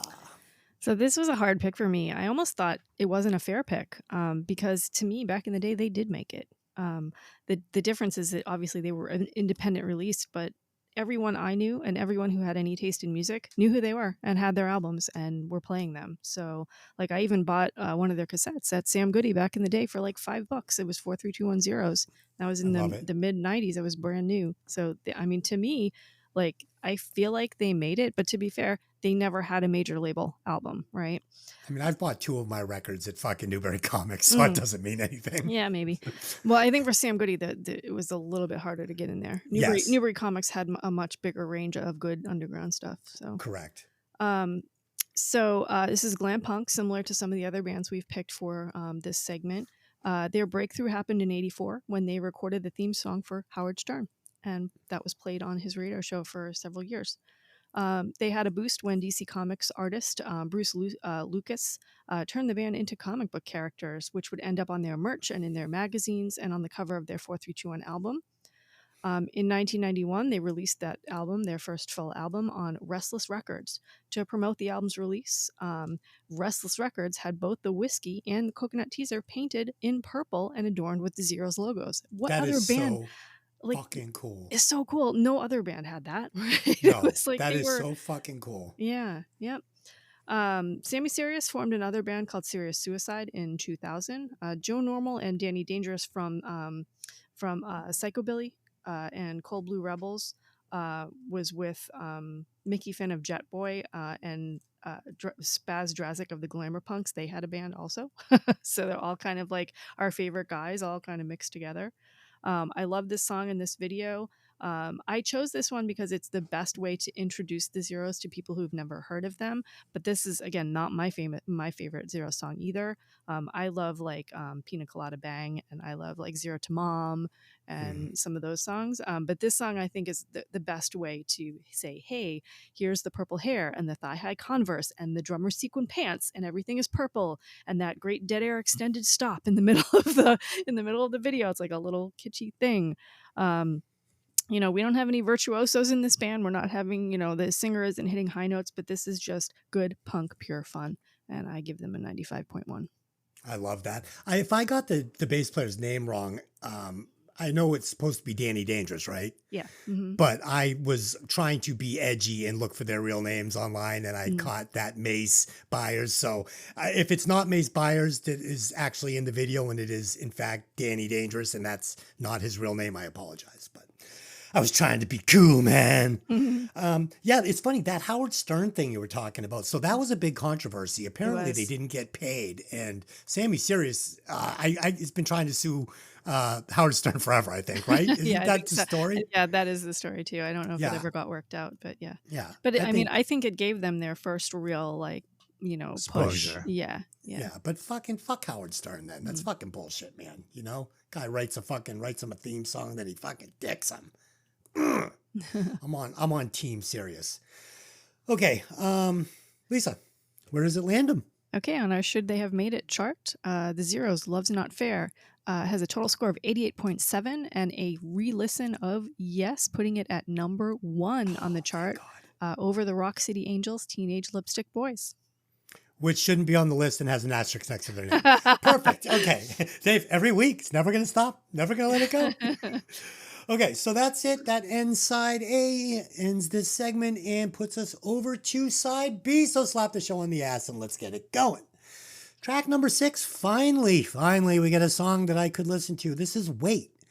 So this is the only song on the album that I enjoyed. It is a well-written song. It has a really great arrangement. It has a really strong verse. It has an excellent, exceptional bridge. And finally, a simple but very, very catchy chorus. Vito Brato actually plays for the song here and shows some restraint during his solo, which must have fucking killed him, but it worked. This is a great track. I give credit where it's due. This is a fucking really good song. Mike Tramp's great as well. Dave. This was the first single from the album, released on June 1st, 1987, but did not reach charts for nearly 7 months. It reached number 8 on the U.S. Billboard Hot 100. This is a hit song, and guess what? My band Gypsy Freaks plays it. Our next show is Sunday, July 13th at Pinehurst Tavern in Billerica, Mass., and also Friday, July 18th at the Revo Casino in Conway, New Hampshire. I'll tell you, this is one of the hardest songs to learn on guitar, and it makes me feel a little better when I miss a note that seeing Vito play it on old YouTube videos, sometimes he misses a note. Poor Dave. The song is great with a ridiculously good guitar solo. There is an extended version single of this song out there. I have it in my iTunes. It adds about 2 minutes of extra chorus and breakdown. The girl in the video is named Christy Muhaw. Muhaw? I'm not sure. M-U-H-A-W. Mwah. Muhaw. Wow. I don't know. That was a guess. Mwah. She was an original member of the band The Flirts. She had been a model with HV Models in New York. Unfortunately, died in a car accident at age 24, less than a year after the video propelled the song into the top 10. Wow.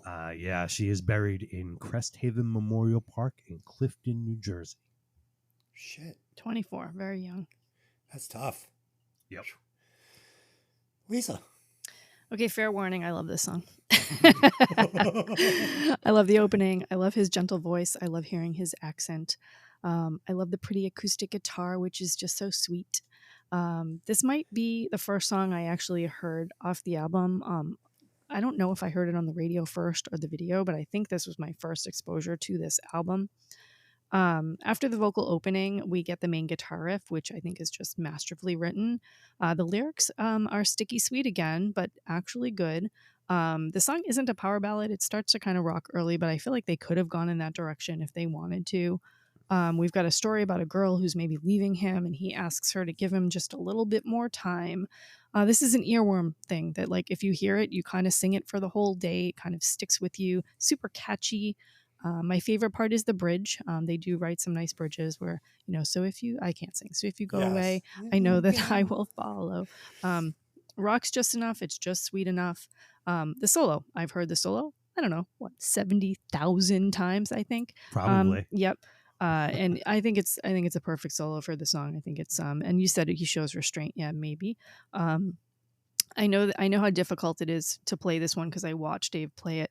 To be fair, though, we've seen some Warren D. Martini videos recently of him playing, and Dave plays his solos better than he does. Just saying. Yeah. He's messing up some of the shit that he wrote. Yeah, and Dave can play him better. So just saying that. Well, thank you. I'll try to be humble about this. Yeah, we need to call Stephen Piercy, see what we could hook up there. Mike's accent is in absolute full bloom in the vocal outro of this song. What does he say? I never had a chance to love you. I love that so much. Finally get a video. I don't know how many thousands of times I've seen this video. They played it on MTV practically on repeat. Close-ups of Mike Tramp's pretty face, the blonde hair, the sweet, gentle voice. This would have been, 86, 87 when we were seeing this video? Did come on. Did they release it earlier? No? Okay. I think their look was kind of ahead of their time. They still had bigger hair, but they're in like liquid vinyl pants, and they wore the fringe jackets that people started wearing in like 88, 89. They looked much more like late 80s than early 80s, which a lot of the bands at the time hadn't made that transition yet. So I think that was good. We see him jumping around, running, like even when we're focusing on Vito in the video, Mike is running by in the background. Like he's kind of in every shot of the video. They focus on the drummer and Mike is like humping the drums. Oh God. He's in every shot. Hey, I'm still here. Yeah, right. Yeah. So it's basically him chasing after the pretty brunette who unfortunately we now know passed at the age of 24. I don't want to call this band a boy band, but this video, there was so much focus on looks and pretty and all of that. I still love this song today. I still love to hear Dave's band play it. I still love to hear lots of different cover bands play it. Radar Love, you guys play too, I think. Yes. Yeah, Radar Love. But I think when you play Radar Love, you call it like a cover of a cover because they're covering it too. Yeah. And you're covering the White Lion version. Right. Yeah. Another one of those songs that's like better than the original. So. Golden Earring. Yeah. Did the original. Did not like the original. No, what? Yeah. I love that original. Nope, hate it. Okay. Track number 7. Really, you like that? You like the I like the White Lion version better. Golden Earring? Oh yeah. Oh man. All right. A lot better. Okay, track number 7. All you need is rock and roll. So I could not agree more with the boys in White Lion here. All I needed was some rock and roll. Unfortunately, this funky little number didn't deliver any recognizable rock and roll. I hated the intro. I hated the chorus. And I hated everything in between. And I'm so bored listening to this Vito noodling fucking thing. By this point, I just want out. I want out of this album. Dave, please. According to Wikipedia, this is the 4th and final single released from the album. I do not remember this one as a single. Starts with a campfire-style acoustic guitar sing-along. I see no credit to Bebopalula by Gene Vincent that they're quoting here. Surprised they got away with that and didn't get sued by anybody. A song is pretty forgettable. All it's got is that chorus part. At the end, they tack on a change to blues feel with a guitar solo. The playing is great, but this song's kind of a mess. I agree. Lisa, Wow. Did you like? Oh, you liked it. Yeah. So, did you know that Vito played Jimi Hendrix's Black Stratocaster on this song? I did not. Did not It didn't know come that. across like that, though. Yeah. So there was a keyboard player playing with White Lion called Al Cooper, who basically has played with everyone. Who Yeah, at one point He played on Like a Rolling Stone. He by did, Bob yeah. Dylan. And at one point, Jimi Hendrix had gifted him the guitar. So when they were recording this song, he was like, hold on a second. I've got something that can make this better. And he brings in Jimi Hendrix's guitar to record this song. Fucking so cool. It's Yeah. unbelievable. And not for nothing, just as a side note, Guitar World has a really, really long interview in, I believe it was August of 2023, where they do a gear breakdown for every album of White Lion, so you can understand all the gear that was used. For gearheads out there, I'm not a gearhead, but I'm sure someone would be interested. So the opening song, what did you call it? A campfire sing-along? Yeah. Okay, I called it like a live show in a rowdy southern dive bar with the crowd like Nice. singing along. We get a vibra slap, love it. Um, I like the song. I think it has a great riff. I like the vocals on the song. I like the melody much better than some of the, especially the songs on the first side of this album. I like the hook. The lyrics are a positive note about how music can cure everything. I believed that back then. I still believe that now. Music has been a balancer in my life. I'm sure in both of your lives as well. I love the gang vocals just before the hook. You can sing along with this song really easily because of that gang vocal piece. We get a really fitting solo from Vito. Not super showy. There is a little shredding, almost like a precursor to what we would hear from Nuno. Definitely heard a little bit of that guitar funk, Nuno style in this one. Definitely. Yeah, we get the guitar outro as well. This is where he goes a little bit crazy, almost like they like let him off the leash, and he was like, "I'm gonna do blues and classical at the same song at the same time, and put add everything I have into the end of this song until it's over." So, yeah. Nice. Fucking. So I got my Cologuard results back and they were negative. So go out and Oh boy. get your Cologuard test today. Very simple, very easy to do. And yes, that came back negative. Great. Then I had to go get my barium swallow test on just to look at my esophagus and make sure everything was okay in my stomach. And it was. But when I went in there, I was fucking freaking out. So I had to drink this drink while they're looking at my thing. And this image came up and what? What's that? I was freaking out.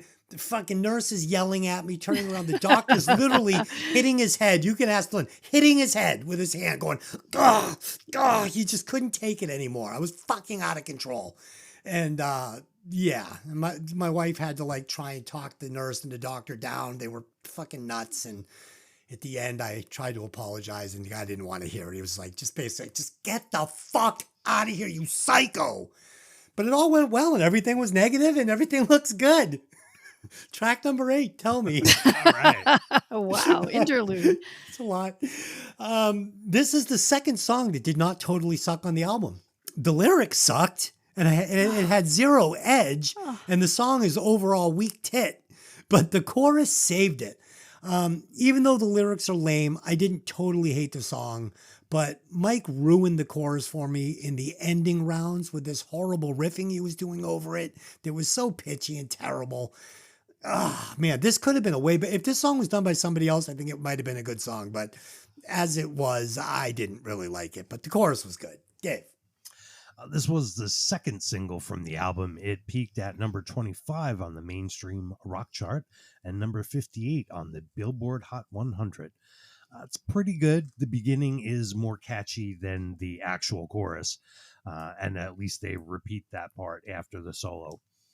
Decent choice for a middle single.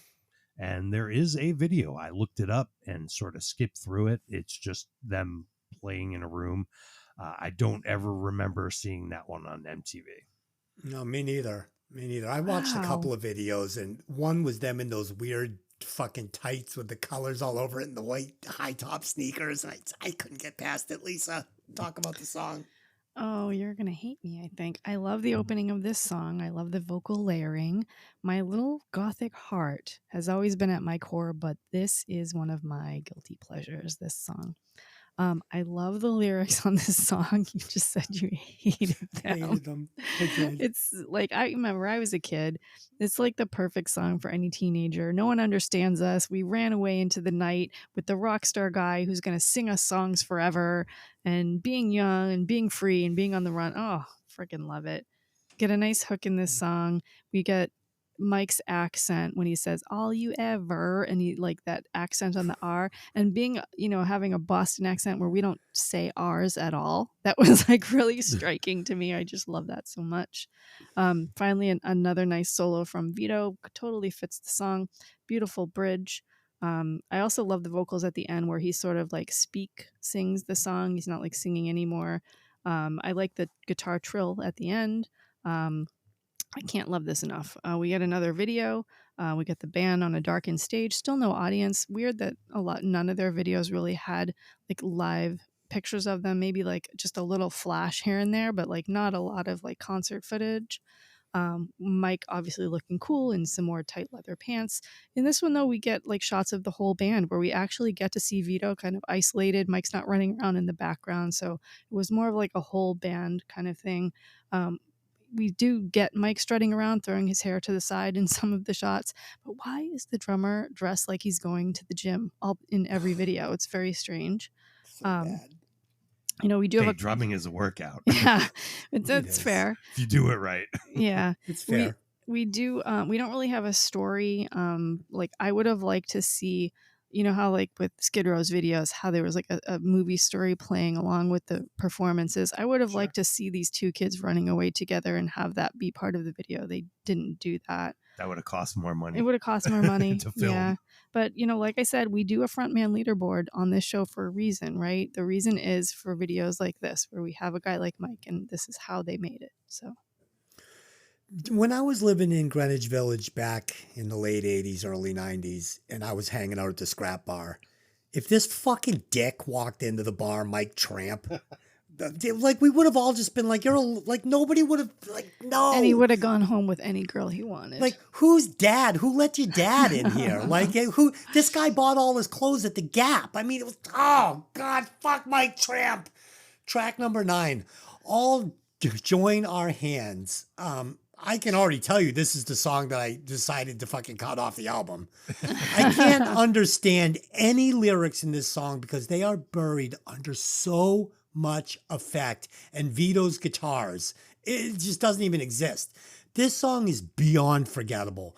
We get this breakdown that sounds like it was recorded literally in fucking outer space. Like, I don't even know how this was recorded. They all sat in the engineer room before they decided to say, yeah, this is the album, send it out, get it printed up, put it in stores. How did they listen to this fucking breakdown and say, yeah, no, this sounds great?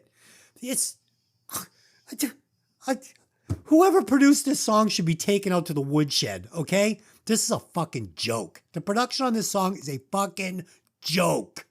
Dave, talk about the production on this song. Okay, the music on this one is okay. The vocal sounds like it's underwater. Too many effects. Lyrics are pretty heavy-handed, kind of a squishy hippie message. Jeez. At least the chorus is a little more memorable than a couple of the other songs. Oh my God. Lisa, come on. You couldn't hear that the production mess that was going on. I completely agree. Again, we have a song where Mike is done dirty by the production and Vito's guitars blow him away. Completely agree with that. Okay, totally agree with that. But I like that we have a serious song here. We've got, maybe 2 serious songs in a row. It's sung in a syrupy, sweet way, but it's kind of an important topic, right? It's about people fighting for their rights, what's good and pure, when governments take away what you have.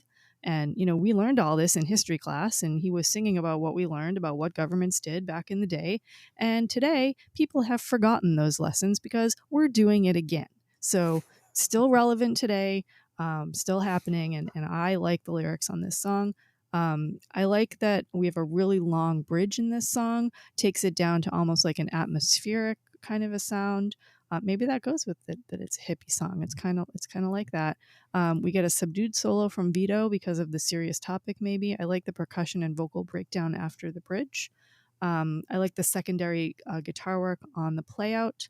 But the thing I like about this song is I like the message. I hate that we played the song back in the day. We all understood it. We all, went to history class. We all knew what was happening. And the same people today who were singing this song and who knew this message and who were, against the man, are the ones today that have forgotten the message and who have become the darkness of the world today.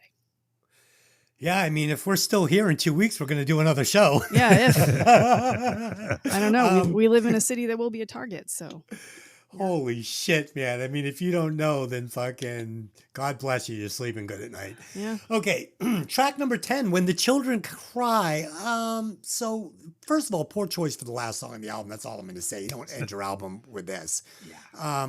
And I'm going to make this very, very simple for everybody. It's a solid tune that I have hated with every fiber of my Oh. being since the first time I ever heard it. It has, yeah, so it's a great song. It's a great song. I just fucking hate it. Okay. So this is a personal fucking observation. Nothing about the song. Just for whatever reason, it fucking hurts me and I hate this fucking song. Nothing has changed. I'm not going to break it down for you. That's it, Dave. Well, here's the big one. This was their third single and made it to number 3 on the U.S. charts with heavy MTV airplay. It is well recorded, great sounding acoustic and electric guitars. Those things in the sound that sounds like strings or violins, that's Vito's guitar. Wow. And good solo too. Honestly, even back in the day, the song overall was kind of lame and a downer. Also, who ends their album like this? Okay. Yeah. Everything Dave just said. I want to say that too. I'm going to go back and listen to the Zeros again to cheer up before I cut myself with a steak knife. I'm going also right now to read a quote from loudersound.com from an article written by Howard Johnson titled "The 10 Worst Power Ballads Ever Written." This song comes in at number 2 on the list. And the song that came in at number 1 was Honestly by Stryper. That was a rightful choice, but not this one. This is what Howard wrote. When the children cry is when they are forced to listen to nonsense like this. A bum-clenchingly trite plea for world peace from 1987's Pride album. This makes the Scorpions' Winds of Change sound like Dylan wrote it. No more presidents and all the wars will end. All the wars will end, excuse me. One united world under God. And all this delivered with the conviction of a man trying to sell mattresses. I agree. God. That's it. the quote. That's great. I wish he was on the show. Let's just pretend he was. That was his fucking version. Mine too. Thanks, Howard Johnson. Thank you, Lisa. I disagree with everything both of you just said. You are completely and totally wrong. Yuck. We have a fade in acoustic opening on this beautiful song. I learned this as a kid on acoustic guitar. Yes, I did. Did you Vito. really? Yes, I did. And let me tell you this, I am not a musician. I can't play with feeling. I learned things by repeating them mathematically over and over again to get them like functionally correct, I guess is what you would say. Rather, like you can hear something and play it with feeling and feel this. Not me. I had to repeat it and repeat it and repeat it and memorize it and mathematically recreate it. So I probably sounded like garbage playing it, but No, you sounded like Vito, I'm sure. Wow. Exactly. yeah, Oh, we're going to have to jam this later. yeah, We're going to bust out the guitars. yeah. Holy shit. We I want to be there for that. we watched somebody playing an Eddie Van Halen solo recently. I don't know if you remember this. They were making a library of riffs and they were just kind of replaying everybody's solos or something like that. And I looked at Dave and I was like, something isn't right. He's playing the notes, but like something isn't right. And that's what it is. If you can't play the music with the emotion it was meant, then it isn't the same, even if you play all the notes correctly. Right. And Correct.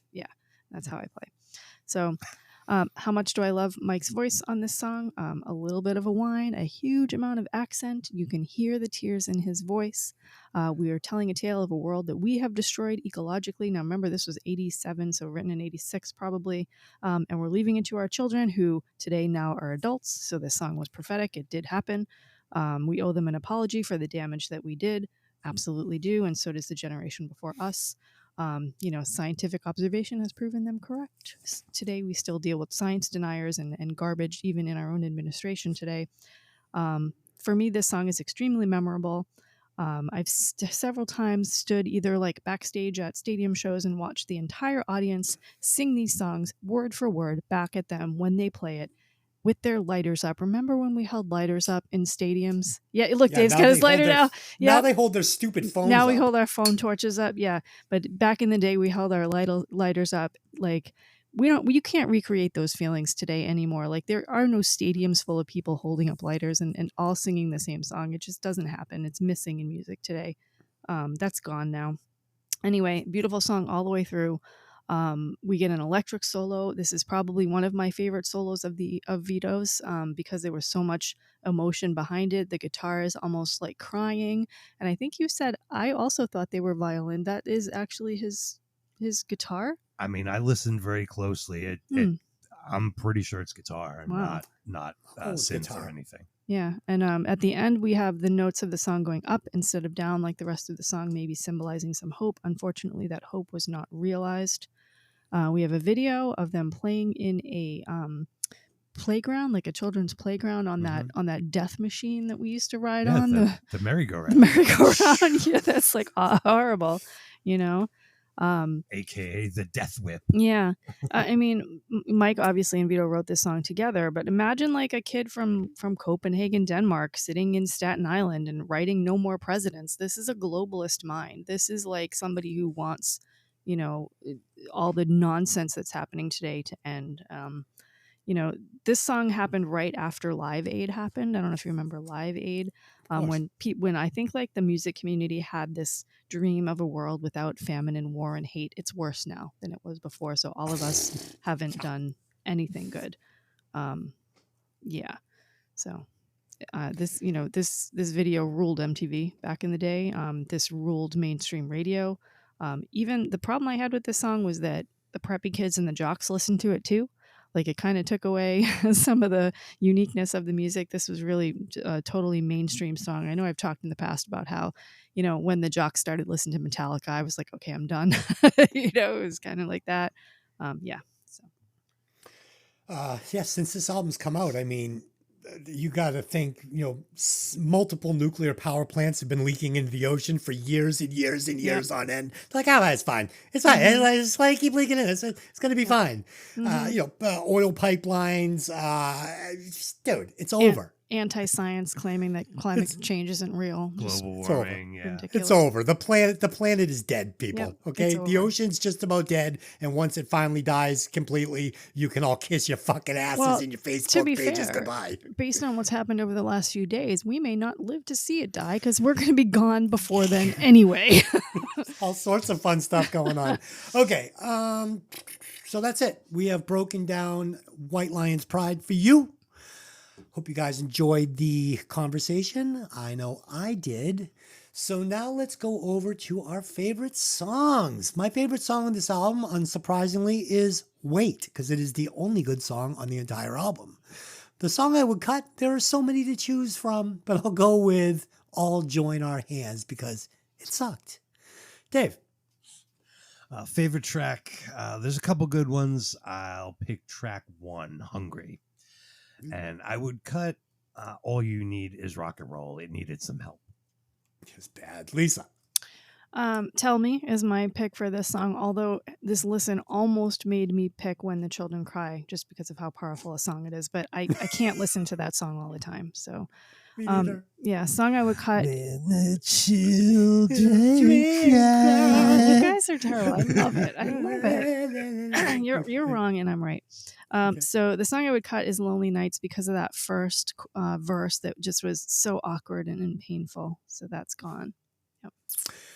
All right, let's remove some members. I'm kicking out Vito Brado because I hate him, and I'm replacing him with Eddie Van Halen because he's better. There you go. Dave. To me, it seems like this band is Vito's show.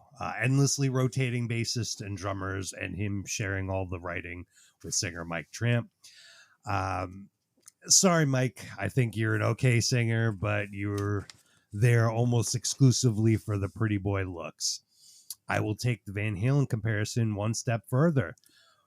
We're changing out the singer for Diamond Dave. Nice. David Lee Roth is singing for White Lion. That's sure, a good pick. it would be a step down for Dave, but he would definitely write some better lyrics. Not in our world, it wouldn't, because he'd be playing with Eddie Van Halen. This would be Van Halen.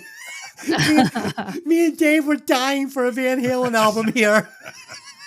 Okay, Lisa, you want to just put in fucking Michael Anthony and we'll call it a day? Alex Van Halen on the I'm not a drums. Van Halen fan like you guys are. So yeah. Okay. So I'm also taking out Vito. I'm putting Vito over to write a solo album because I think that's what he needed to be doing at this time so that he could do all the tricks he wanted to do. So Vito, you're going to go write your solo album, and I'm going to put in Nuno. Oh, because nice. because I think that Nuno was trapped in Extreme at the time, and this would have given him some more songs that he could have put a little bit of emotion on and still been a little shreddy, and that, I think it would have been a better fit. So Yeah, you win the prize for best pick today. That no. is Nuno Betancourt would be perfect in White Lion. Mm. Perfect. Bring some vocals to it, bring some solos to it. Yeah. Dude, right now, Nuno, if you ever heard this show, they're like, I'm gonna fucking kill that guy, Des. I'm gonna kill him. Okay, I'm perfect for White Lion. I'm killing him. Okay. Nuno's Yeah, perfect. Nuno's great, so he fits anywhere for me. So. Yeah, Nuno's just fucking the best. I mean, honestly, Nuno's the best. Great guy, look great, great player, great songwriter, great singer, fucking still cool to this day. The guy's what, 56 years old? He still looks fucking amazing. So there you go. Hopefully that buys me a little time. All right, let's do some final thoughts and we'll score this thing. Mine's real quick. This album is everything I hate about the second wave of hair metal, and I will never listen to it again. 21.1 watts. And that's blasphemy. I wanted to be like 2 or 3, but I'm gonna be professional. I mean, weight was on there. 21.1 watts. That's the fucking score. It was terrible. Dave. This album is all about Vito Bratta's excellent guitar playing. Sure, there's some good choruses, but I'd argue it would almost be as good if you cut out all the singing except the big sing-along choruses. He needs to return from retirement and just put out an instrumental guitar album. Some of the songs are good. Most are just okay. These guys are too clean. I didn't have to hide my White Lion tape at home like I did the Ozzy one. I'll tell you that. Good one. Parents were okay with this because they seemed like, and probably were, nice boys. No edge, no danger. They're not going to crash your car and drink all the good scotch in your dad's cabinet like Motley Crue or the New York Dolls or Faster Pussycat or Guns N' Roses would have. I'm giving this one a 64.3, no re-listen. Dude, Christmas morning, 1985. Dave goes down to the Christmas tree and he's got his stocking and he reaches in and there's a tape. It's wrapped up. He's like, is it going to be Shout at the Devil? Is it going to be Shout at the Devil? He opens it up. It's White Lion Pride. A tear rolls down his cheek. When Dave cries. So good. Lisa. These are awful. I was pleasantly surprised with this one. I did not expect this to hold up for me at all because of how sugary sweet and happy it was. I thought it would be like nails on a chalkboard for me. It goes to show you that you do need to give a chance to music without making prejudgments.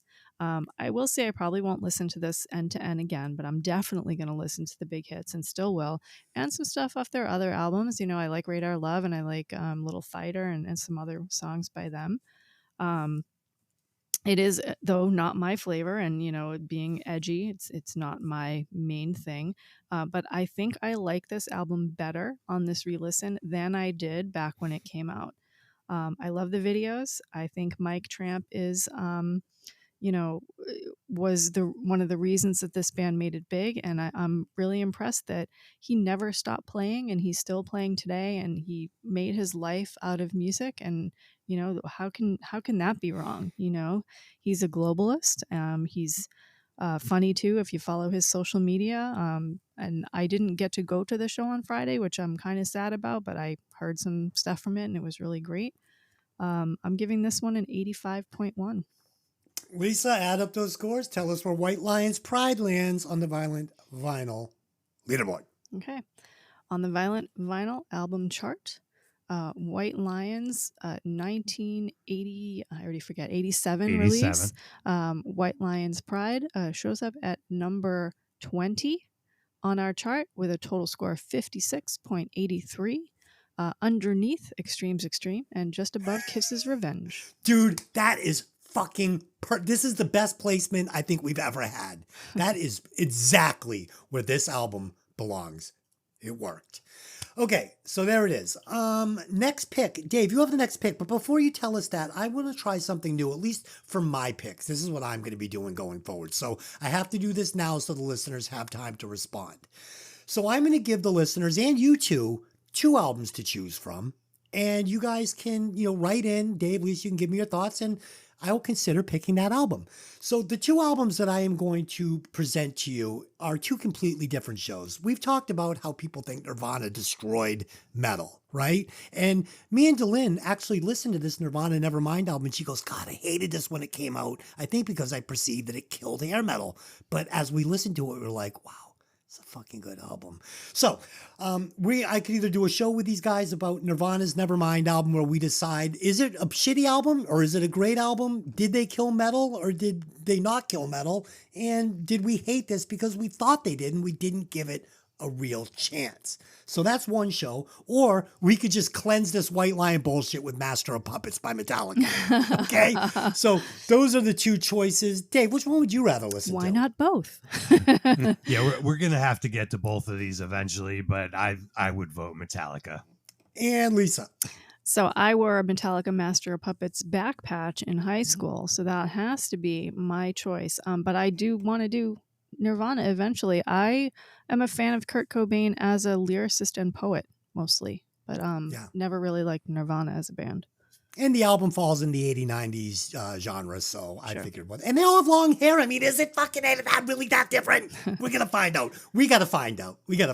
Okay, Dave, you do have the next pick. Please tell us what our homework will be for the next 2 weeks. All right, so for our album pick, I'm going with White Zombie with La Sexorcisto, Devil Music Volume Number 1 from 1992. Dude. Good pick. Yes, that's so fucking awesome. Yep, and for the Should They Have Made It feature, from YouTube user Ricky X69, there's a band called Saigon Saloon with the song Save Me from 1990.